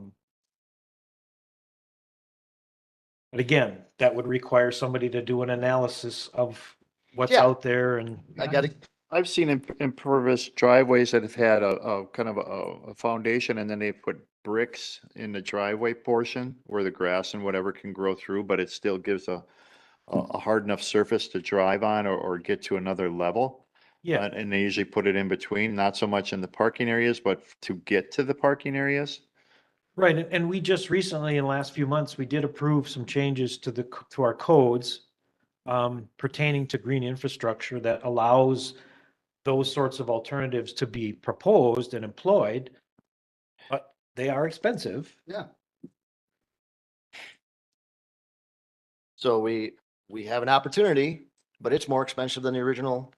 You don't know that without plans and without proposals. Right now, the motion to amend is to remove item B completely. Yep. That is still your motion? Yeah, I'm gonna throw it out there. I don't think it'll pass either, but I'll let it stand. Additional discussion on the motion to amend. Mr. Williams? On the length of time this conditional use permit can run. So just to understand, anything we do and approve here will run with the land according to this condition. So that means if the current leasee decides he's going to exercise his right of first refusal and purchase the property, he is actually walking into the CUP with the ability to leave it as we approve it today without having to make any changes at that point. So well, anything we approve now is going to be good forever unless they're in some kind of violation. Is that correct? Yes, that's fair. So he could get this approval today, buy the land and not ever have to put in a pave a parking lot at any point in time. No, you mean if we revise it to We revise and take approve out it those today, right? requirements? Right, and then he purchases the property. He's walking in with this CUP. He doesn't have to do anything to it then, right? Changes hands. Yes, I guess that would be true if he left the two parcels separate Okay. and it was still a valid CUP for an off-site parking area. Okay, because this says even if it changes hands and transfer to subsequent owners of interest. So even if we sell it and he buys it, he doesn't have to come into compliance if we approve this today. Arguably, yes. So if you're looking to build in some protection for that, we would have to add something. Yeah, I guess that's my point in question. I guess my other question is the landlord okay with everything you're doing on the property? They've approved everything even up to this point, the gravel? Okay. Further discussion on the motion to amend. You still have the floor, Mr. Williams, if you care for it. And I'm not in support of not following a code. I don't want him to be, his business to be, to go out of business due to an issue like this. I also don't want any safety issues, but I mean, we have a code that I believe needs to be followed, and I don't think there can be an unlimited amount of time that we can pass exceptions and let it pass through to subsequent owners without having to come into compliance. You gotta look at it deeper. Even if it came into if we Turn your microphone on, Mr. Tarantino. Appreciate it. even if we approved it tonight, you're saying it would still have to go through all of the proper channels to be in compliance? So Not either way, if it's you, gonna cost- not if we improved it as proposed. Right now, the amendments are to change it as we see under all the conditions that it's under. And the conditions that it's currently under, if approved, would be to get it paved. And to put in all the other items that would be necessary for that paving, whether it be the engineering, the runoff, the stormwater, and that could be stormwater alone, depending on the amount of square footage of paved area.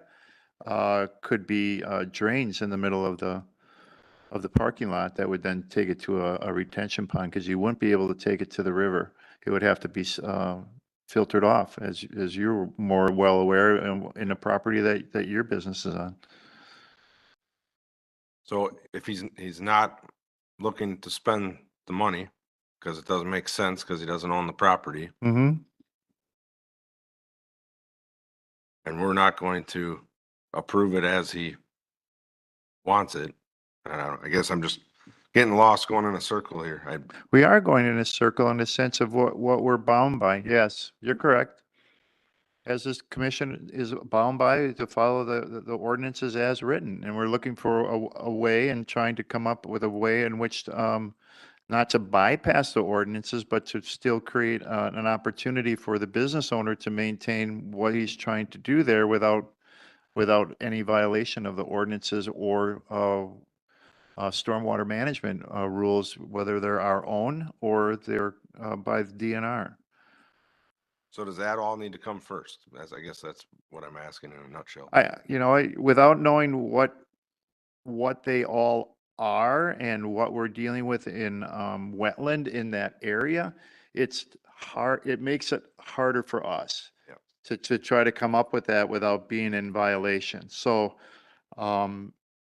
Trustee Baum is looking for a way to get around it by, not get around it, but a way to work with it by removing certain conditions. But then as we go forward, you can see each condition is tied to the prior or to the preceding.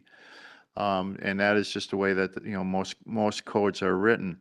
I would be curious, first of all, to know if there's been any delineation done within that property in the last 5 years. There's been enough road improvements in that area in the last 5 years that somebody has looked at either part of that Willow Creek or some land that comes close to it. So I would be curious to know what that is. And that helps us make some decisions as well. And it may be hard to come to a conclusion on this tonight without really writing code as we go. And I really don't want to do that, because not only does it put us in a precarious spot as plan commissioners, but it puts the business owner in a precarious spot of violations too. And I don't want to add fuel to that fire at all. So I'm not in favor of just starting to pull these conditions away and see what we come up with and what's left, if that's viable. I'd rather take a more measured approach and see what we have available for information to us today from other opportunities of development that's occurred in that area. And then from that, talk to the village attorney and look at a way to where maybe an impervious part of the parking can remain, and still, and if needed, have to remove what's considered close to the wetland. It's just to kind of get away from it completely, to remove that issue. And then see if some other type of access to that back gravel area can be come up with. If there was a delineation in the last 5 years from the state when they redid the roads, would that be something that they would release to It's public, him? it's public record. We may be able to get our hands on that. Yeah. So he could And utilize that's, that. that's without- benefit to the landowner or to the owner, because then he's not paying out of pocket to have it made or done. Which would be necessary, no matter what we do here, really, to be in compliance, to add the 2,400 square feet that he's looking for and approve the 7,200 square feet that's there right now. My number's correct. Would require that based on ordinances. So, either way, there's going to be a cost. And right now, I'd rather I'd rather have information so that we can make a good, valued decision and move in a direction that not only helps the business, but also keeps it in compliant of what's necessary for the other parts with the water that's there, with the road that's there, with the ditch that's there, and the setbacks, whatnot. So that's kind of the direction I'm thinking about. We're really trying to make something here without having enough information to move. Yep. To move correctly. So right now we do have an amendment though, on the floor to remove all of item 4B, I'm sorry, to remove all of item 4B. So is there any further discussion on that motion to amend? Yes. Yes, before I Director add Etzloff. One comment. Clearly, there are three main players here: the village, the operator, and And the the owner. property owner. Right. The operator is asking the village to change its rules to accommodate the operator who's in a bind created not only by themselves, frankly, but also the owner. The owner isn't given anything. Mm-hmm. So, you know, before you start chipping away at all of the codes and that sort of thing, you know, if there is going to be some middle ground, I think there's going to have to be some giving on all parts, including the property owner. And not where the village simply just acquiesces and says, you know, we'll change all of our rules just to keep, you know, this one business operator in business when the owner isn't doing seemingly anything to keep that business in place. Further discussion on a motion to amend? No further discussion. All those in favor, please say aye. Opposed? No. Aye. Motion fails. Back to the motion. Further discussion? Nope, not going anywhere. You're not going anywhere? Trying another. Proposal to want me to- delay, You want me to defer it till another meeting? table, so we can get some Which more one information? Stops talking. Which one stops us from talking? Tabling? Tabling stops the discussion. Yeah, I- Postponing allows discussion. I'll make a motion to table this until the operator can bring forward additional information. We can gather We can gather information. additional Information, until we have additional information from And that Staff. additional information is Wetland, wetlands. yes, from us, yes. Grading. Grading and possibility of changing that driveway or how we can provide additional access to that back parking through an impervious method. Options for it, come up with some sort of options, drawings, ideas, so that we can look at it and see if it's something that can be worked within our codes. That is your motion. Do we have a second? Mr. Shadid seconded, so there is no discussion on tabling. All those in favor, please say aye. Aye. Opposed? None opposed? Motion carries. It seems like we're pushing it down the road, but we're really trying to help the business owner do it in a manner that makes sense for him and makes sense for us. And we don't want to be moving in a direction that puts either in jeopardy of either lawsuits or of additional costs that aren't needed or looked for at this time. So first of all, I'd like to thank everybody for coming for this tonight, for speaking, letting us know where you stand and what you like or don't like about the amendment to the conditional use permit. But it will be another discussion point at our next Plan Commission meeting, which will be in. Well, it's tabled pending the submission of the information you're looking for. Correct. So we don't know when that All right, next so meeting will be. it's possibly going to be at the November Plan Commission meeting, depending on how information is received. So once again, thank you all for coming tonight and showing your support, one way or the other. And stay tuned for more information to come.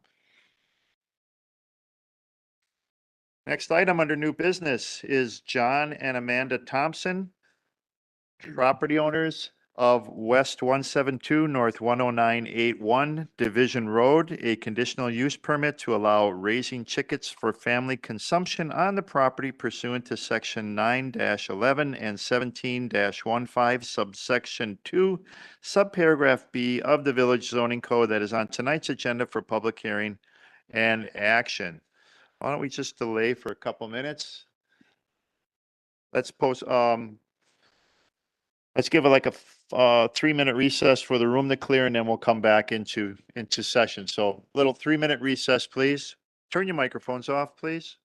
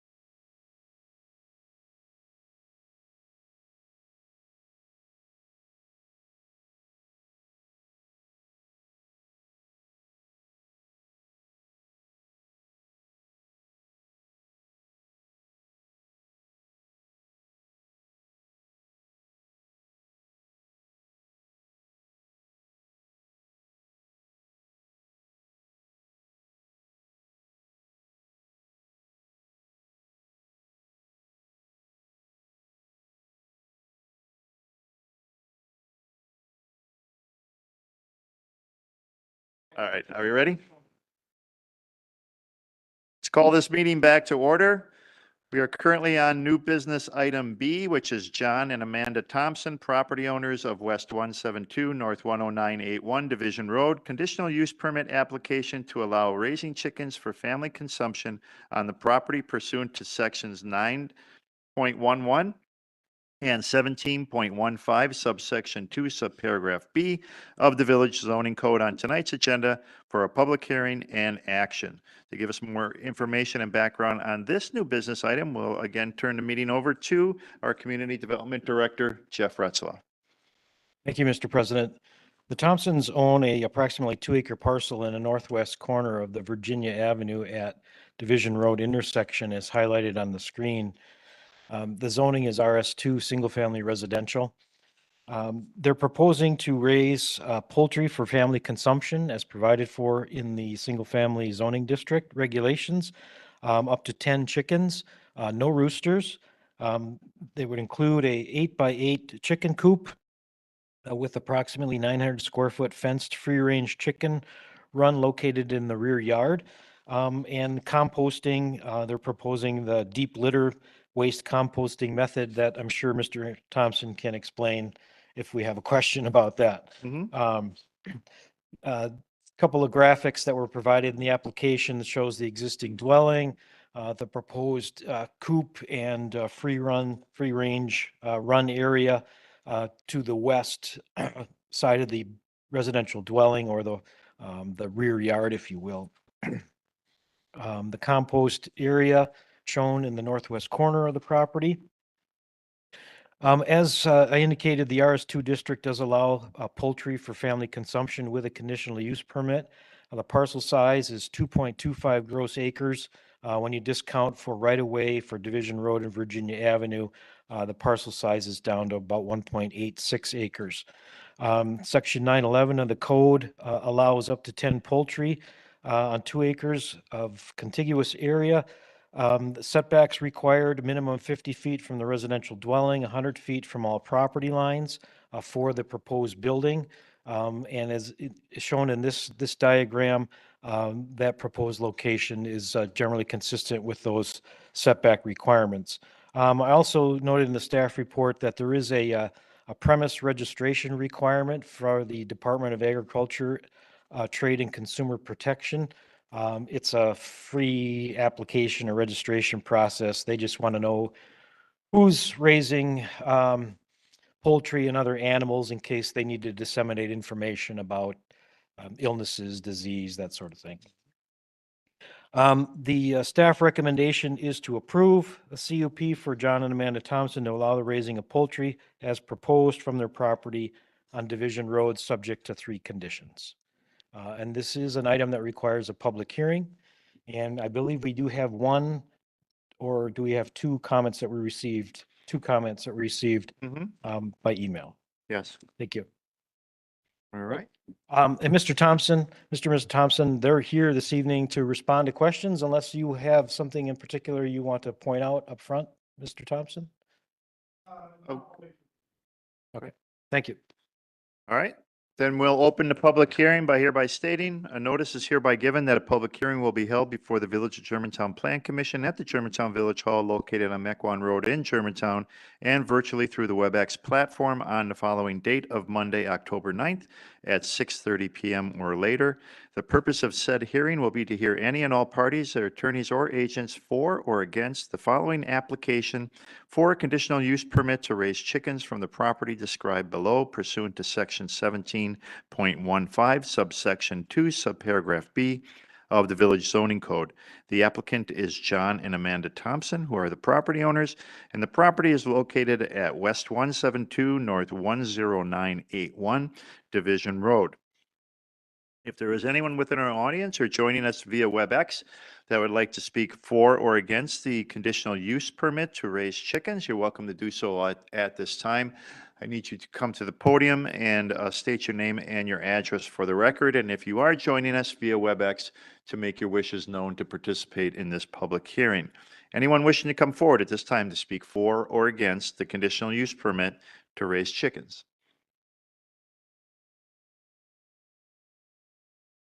One more time, is there anyone wishing to come forward to speak for or against the conditional use permit to raise chickens? Nobody on WebEx either? I think that might have been previously. Trustee Pieper, are you looking to make a comment to this public hearing as well? No, my hand must have never been put down from my Just first want to, comment. just want to be clear. All right, if there's no one else that wishes to talk for or against the conditional use permit, this public hearing is now closed. Commissioners, I'll make a motion to approve the conditional use permit with the 3 conditions as presented. motion made and seconded. Who was the second on that? Was Mr. Williams? It's usually Bill. We're going to give it to Bob this time. Get him on the record. Is there any discussion on the motion to approve? I have a question. So you showed an area where the coop is and then where the free range is. So is the free range penned? I mean, you don't have little collars on these guys running around, right? So is it penned?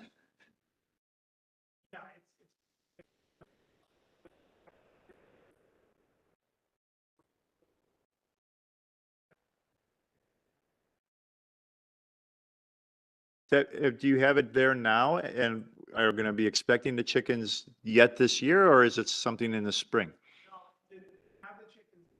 Oh.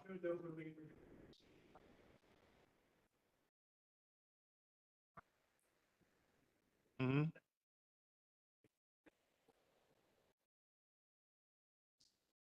Yeah, come to the mic. I'm going to need you to come to the mic and now it's starting to get, and some people at home probably want to hear the discussion as well. So I'd appreciate that. Thank you.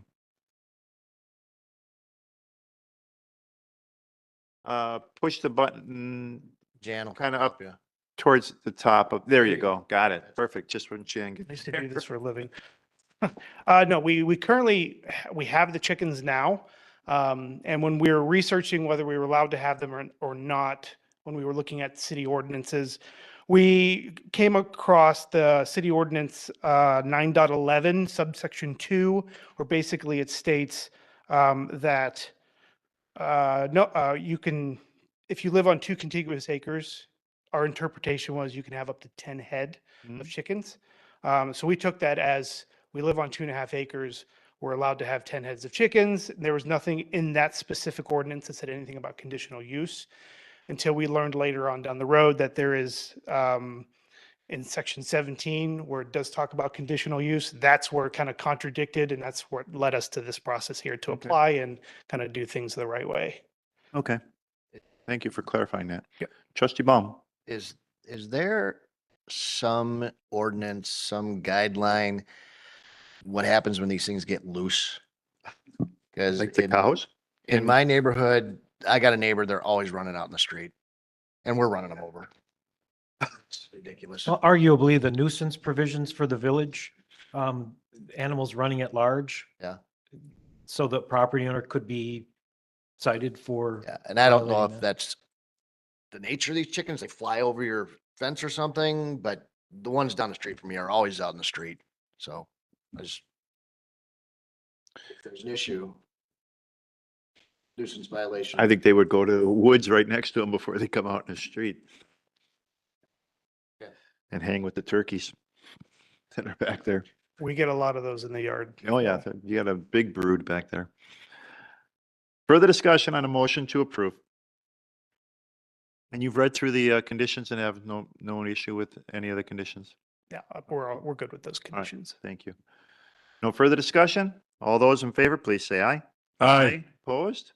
None opposed? Motion carries. Thank you for coming tonight. I appreciate it. Next item under new business is item C, James Weber, agent for the Elite Soccer Academy LLC and Techplex LLC, property owners of North 115, West 19150 Edison Drive, sign permit and conditional use permit application for an indoor health and recreation establishment pursuant to section 17.33 subsection 3 subparagraph H and section 17.29 subparagraph 1 subsection KK for the Village Zoning Code on tonight's agenda for public hearing and action. Director Etzler. Thank you, Mr. President. James Weber is proposing to use a portion of the Techplex property on Edison Drive, approximately 6,000 square feet of what was formerly warehouse area for a conversion into sort of an indoor, but yet have an outdoor looking appearance with turf, some padding, et cetera, for training, soccer training purposes. All the activities would be indoors, no outside activities other than the parking. Hours of operation, 9 a.m. to 9 p.m., daily, Sunday to Saturday. Up to 20 players, ages ranging 8 to 18 per session, plus any parents who might be hanging around for pickup and drop off. One employee on site at any one time, and a small 2.5 square foot wall mounted sign on the outside of the building, the entrance. Couple of graphics here on the left side, highlighted in green is the area of effectively the floor plan that was provided to us, how the 6,000 square foot area would be broken up into the spaces to be used for the training facility.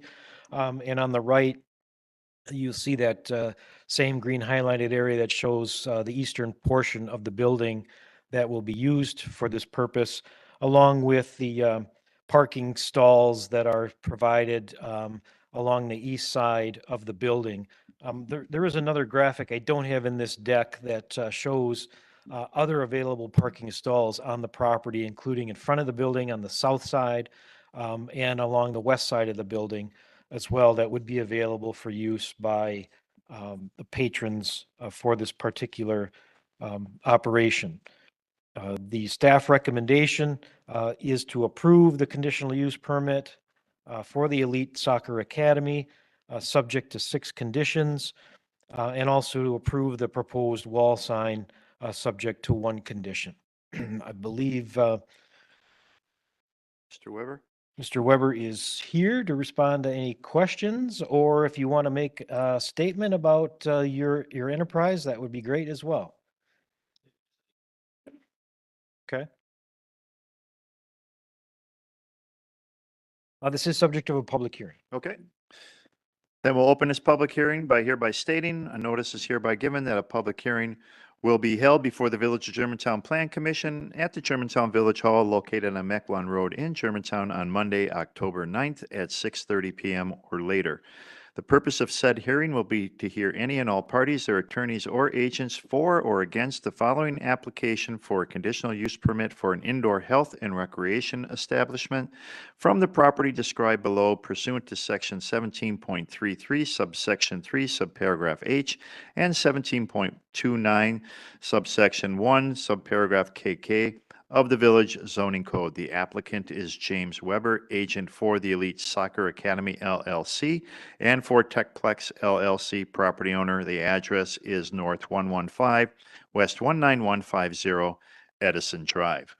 If there's anyone within our audience or joining us via WebEx that would care to speak for or against the conditional use permit for the indoor health and recreation establishment, you're welcome to do so at this time. If you are joining us, you can come to the podium and state your name and your address for the record. If you're joining us via WebEx, just make your intentions known this so we can recognize you and you can make your statement. Is there anyone wishing to come forward to speak for or against the conditional use permit for the indoor health and recreation establishment? There is one, yep. We do have one that was brought forward via comments, and it was brought forward by Vernon Seymour, who is located at North 115, West 18970 Edison Drive in Germantown. And he says that he is neither in favor or opposed the item. His comments say that I am concerned with the amount of additional traffic that could be generated. The M1 area is industrial and this business is not consistent with industrial activity. There is frequent heavy truck traffic on Edison and the surrounding streets both day and night with trucks pulling or backing into loading docks, etc. Care should be taken to ensure adequate parking and that cars will not be parking on the street. That is the comment received from Vernon Seymour. Is there anyone else that would like to come forward to speak for or against the conditional use permit for the indoor health recreation establishment? Anyone else? And this public hearing is now closed. Commissioners, I make a motion to approve the conditional use permit for the operation of the Elite Soccer Academy with the conditions as presented. motion made and seconded. Any discussion on the motion to approve? No discussion? No questions for Mr. Weber, who's been sitting patiently with us? Okay. And when is your expected opening? After approval, you'll be up and running. So once the reply was once he receives his approval, and he'll be up and running. Any further discussion? No further discussion. All those in favor? Now we're approving both the conditional use permit and also the outdoor signage. Nope, just the one. Oh, just the one you did? Yeah, just the Okay. one. I might always break do it one. apart. That's fine. So this is just for the conditional use permit. All right. All those in favor, please say aye. Aye. Opposed? None opposed. Motion carries. Make a motion to approve the wall sign for Elite Soccer Academy as presented with the single condition. Motion made and seconded. Any discussion on the motion to approve?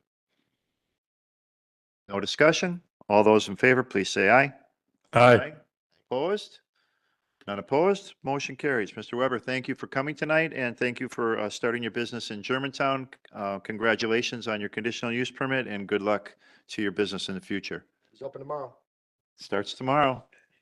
No. Remember, this is a conditional use permit that requires village board approval. Correct. Not yet. Got Okay. one more? You got one more meeting that's going to be at the next village board meeting? Or which, at the November 6th meeting is when it gets before the full board. Okay. You're welcome. Thank you for coming. Next item under new business is item D. Stephen and Danielle Chwala, business owners of West 166 North 10577 Surrey Drive, zoning permit to install 6-foot fence in the front yard drainage easement. This is action continued from the 9/11/2023 Plan Commission meeting. I'm sorry? His house. Oh, I just said property owners. I'm sorry. If it was spoke or if I misspoke, I meant property owners as it reads under new business item D. So this is right in residential property on Surrey Drive. And he is applying for a zoning permit to install a 6-foot fence in the front yard drainage easement. Last time we had this before it, there was some questions in regards to the need, and there was also some questions of that corner area. Safety. Right. There's actually two, as you described, two items at play here: construction of a fence in a portion of the utility easement and construction of a fence over 4 feet in height in the street yard or the front yard. Those are the two items that are requiring approval. There's the property as shown. The box highlights the area within which the drainage easement is located along the west and north, if you will, sides of the property. The fence is proposed to be outside of the easement for the longest leg, the west side of the property, and then it cuts into the widest part of the easement at the top or right along Old Farm. And that happens to be in the street yard as well. So those are the two items that are being requested approval from the Plan Commission for. Added a couple of photos from the last presentation. This one is from Old Farm looking down the property line. The cedar trees are essentially right along the property line. To the right is that a drainage easement.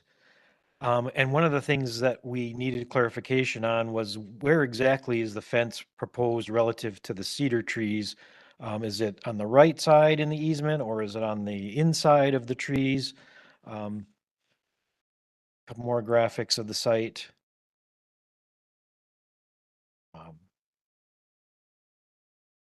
The proposed fence itself, 6-foot high privacy fence. And there were just questions pertaining to the actual location. So Mr. Halewa, I think that's how we pronounce it, right? Sorry for the mispronunciation. If you could shed some light on exactly where that fence is going to go. This would be comparison of my tree side of the fence. Right, just inside these stones here.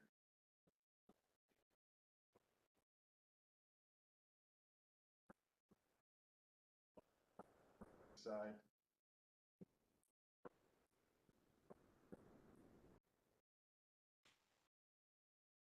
So, may I? May I? Yeah.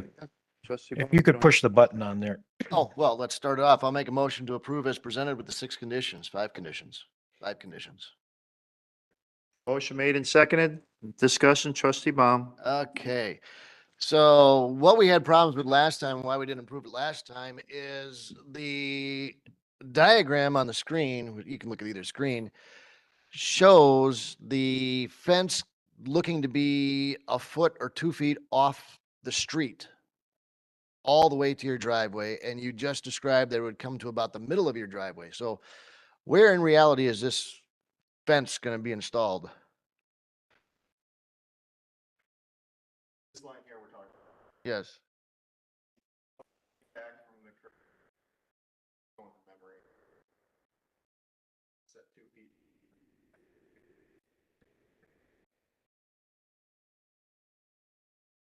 Two feet inside the setback. He said 12 feet off the curb. 12 feet off the curb. Curb is setback further than. Yes. Yeah, there's a minimum 1 foot setback from the property line, which is setback from the curb a couple of feet. And then you've got this drainage easement there that looks like a hockey stick, if you will. And the head of the hockey stick looks like 1 foot off the curb. You're telling me that that's going to be pulled back to the back side of that easement? Or is it going to be outside of the easement there now? That one there, Still be within. I have a better drawing. still be a foot off the, Keep in mind, you can see better here. The red highlights the property line. So the curb is more than a couple of feet away from the property line. You can even see that on this drawing here. If you look parallel to the word Old Farm Road, right in the middle there, it says curb, that solid thick black line. Yeah.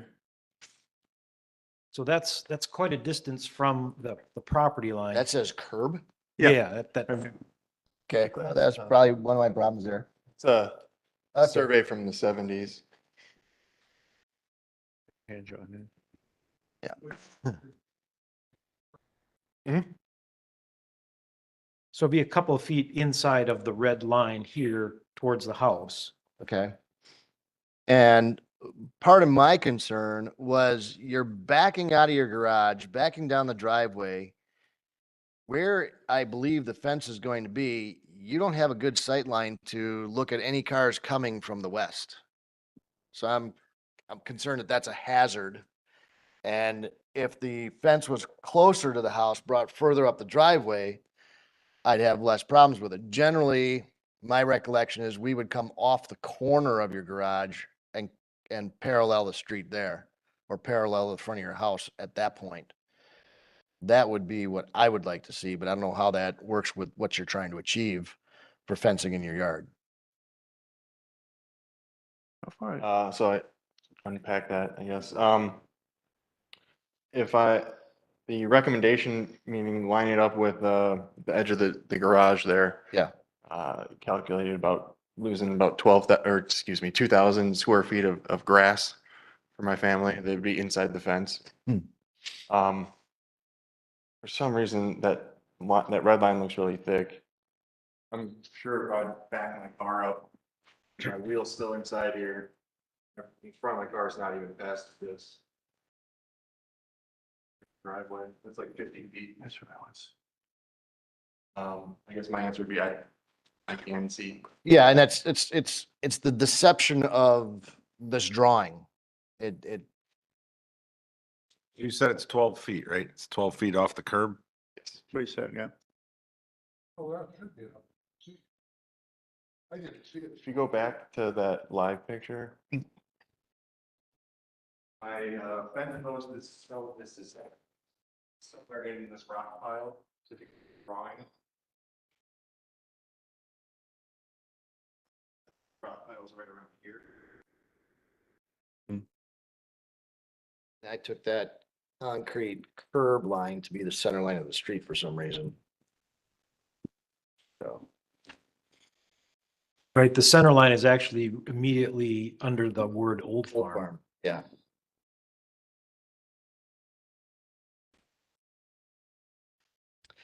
So it's much farther back than I thought.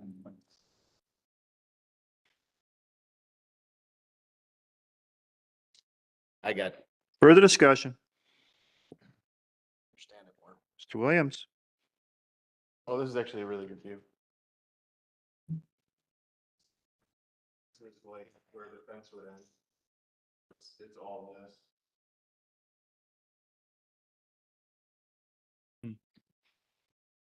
Mr. Williams. So I have not been a proponent of 6-foot fences in the front yard. Our code is 4 feet. And, I think if I recall correctly, there were 2 reasons given for this. One was, a dog, and 2 was that, there's school bus pickup there. So there's students who congregate on the corner. So I guess going back to an earlier discussion, the last time we were here, I was asking about cutting, basically just fencing in your backyard if you want 6 feet and cutting it off at the corner of the homes on either side. So you don't have a 6-foot fence in the front yard. I understand you're cutting off part of your fenced in yard, but for the 2 reasons that you're requesting the 6-foot fence, I mean, you still accomplish that with the fence being pushed back and not in your front yard. And that is, it'd still be fenced in for your dog, and you wouldn't have students coming up to your fence and reaching over the fence if it's 6 foot cut off at the garage, and then at the other side of the home, as opposed to going all the way around the front. Is there another reason that you have to have 6-foot fence in the front yard on both sides of the road? I wanted more area fenced in. And 4 feet in the front yard isn't, My dog can jump over 4 feet. okay. We're actually across the street from the dog park too, so we see quite a few dogs, and including school children. So I'm stuck at 6 feet. We're arguing where that 6 feet is, I guess.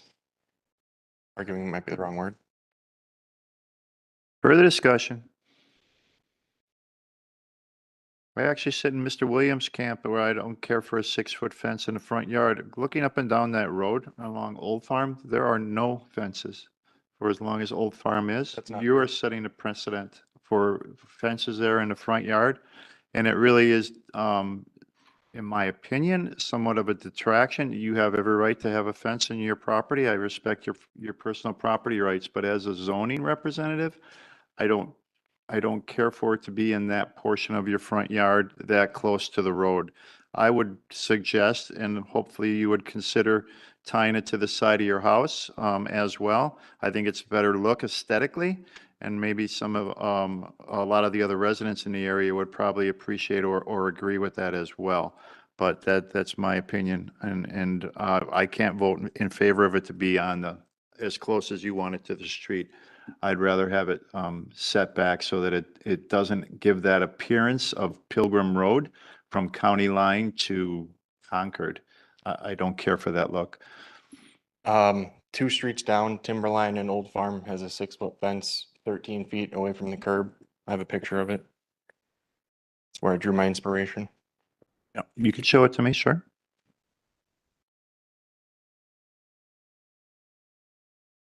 It's a 6-foot fence? We approve that? Don't know. Yeah, I don't know when it was built. Timberline Drive and Old Farm Road? It's a W164 and 10616 Timberline. This is Old Farm right here. Mm-hmm. There's 6-foot fence. On the bottom. They still got it kind of tight to the garage. We would just ask for it to be back to that edge. It's interesting. Is it along Division? No, that's on Old Farm. We can look into it. I mean, one of our main themes is finding things that happen after and without permits. And that's why we appreciate when they come forward and ask in the beginning.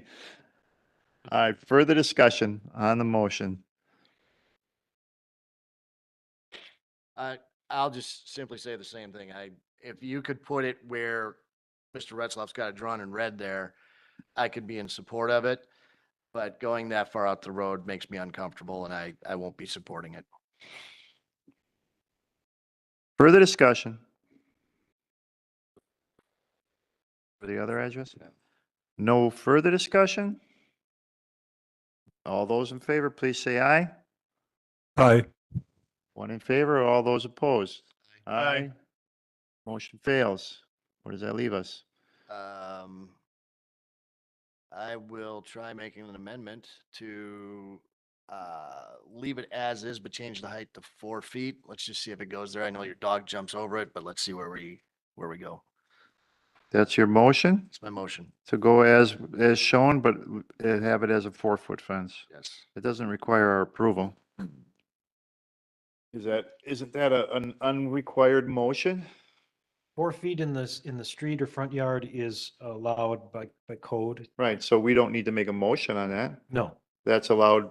He doesn't have to come before this body to get a fence of that nature in that place. Correct. Okay.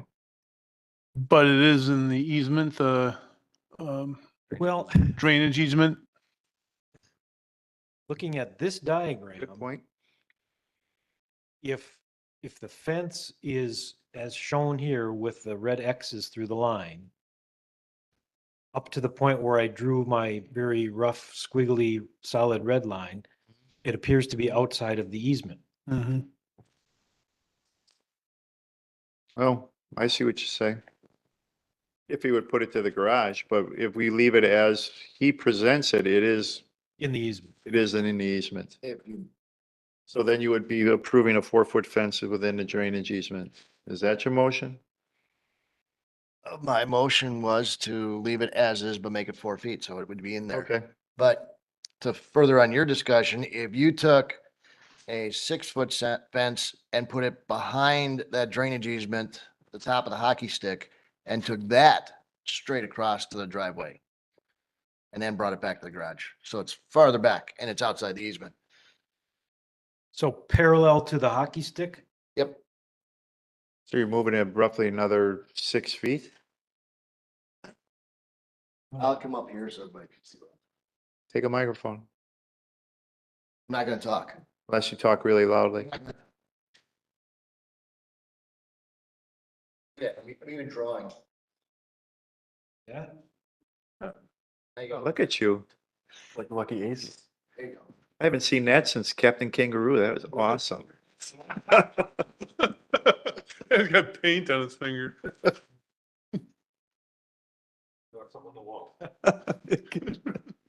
Don't touch me. So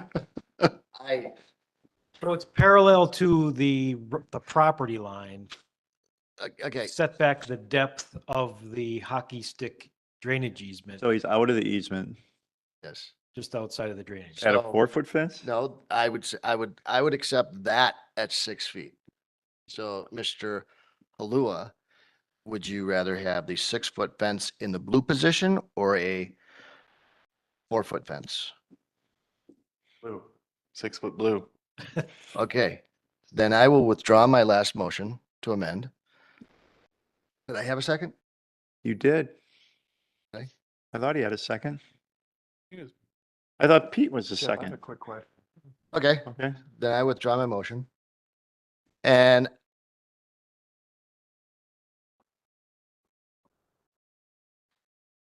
Give him a second. excellent. So you want to take that side to the front of the house then? That you were just talking about? No, I'm good with that side. That side? Okay. I have a marked up drawing I just had a question on. Okay, then I will make a motion to make an amendment that the 6-foot fence be located outside the northern easement setback and go parallel to that easement all the way to the driveway and then come back to the building of the driveway as illustrated on the blue line on the screen at the height of 6 feet. Motion made. Do we have a second? Motion made and seconded by Mr. Shattuck. Discussion on a motion to approve. Mr. Williams? Trying to understand where the fence is gonna go. So it's still gonna go down.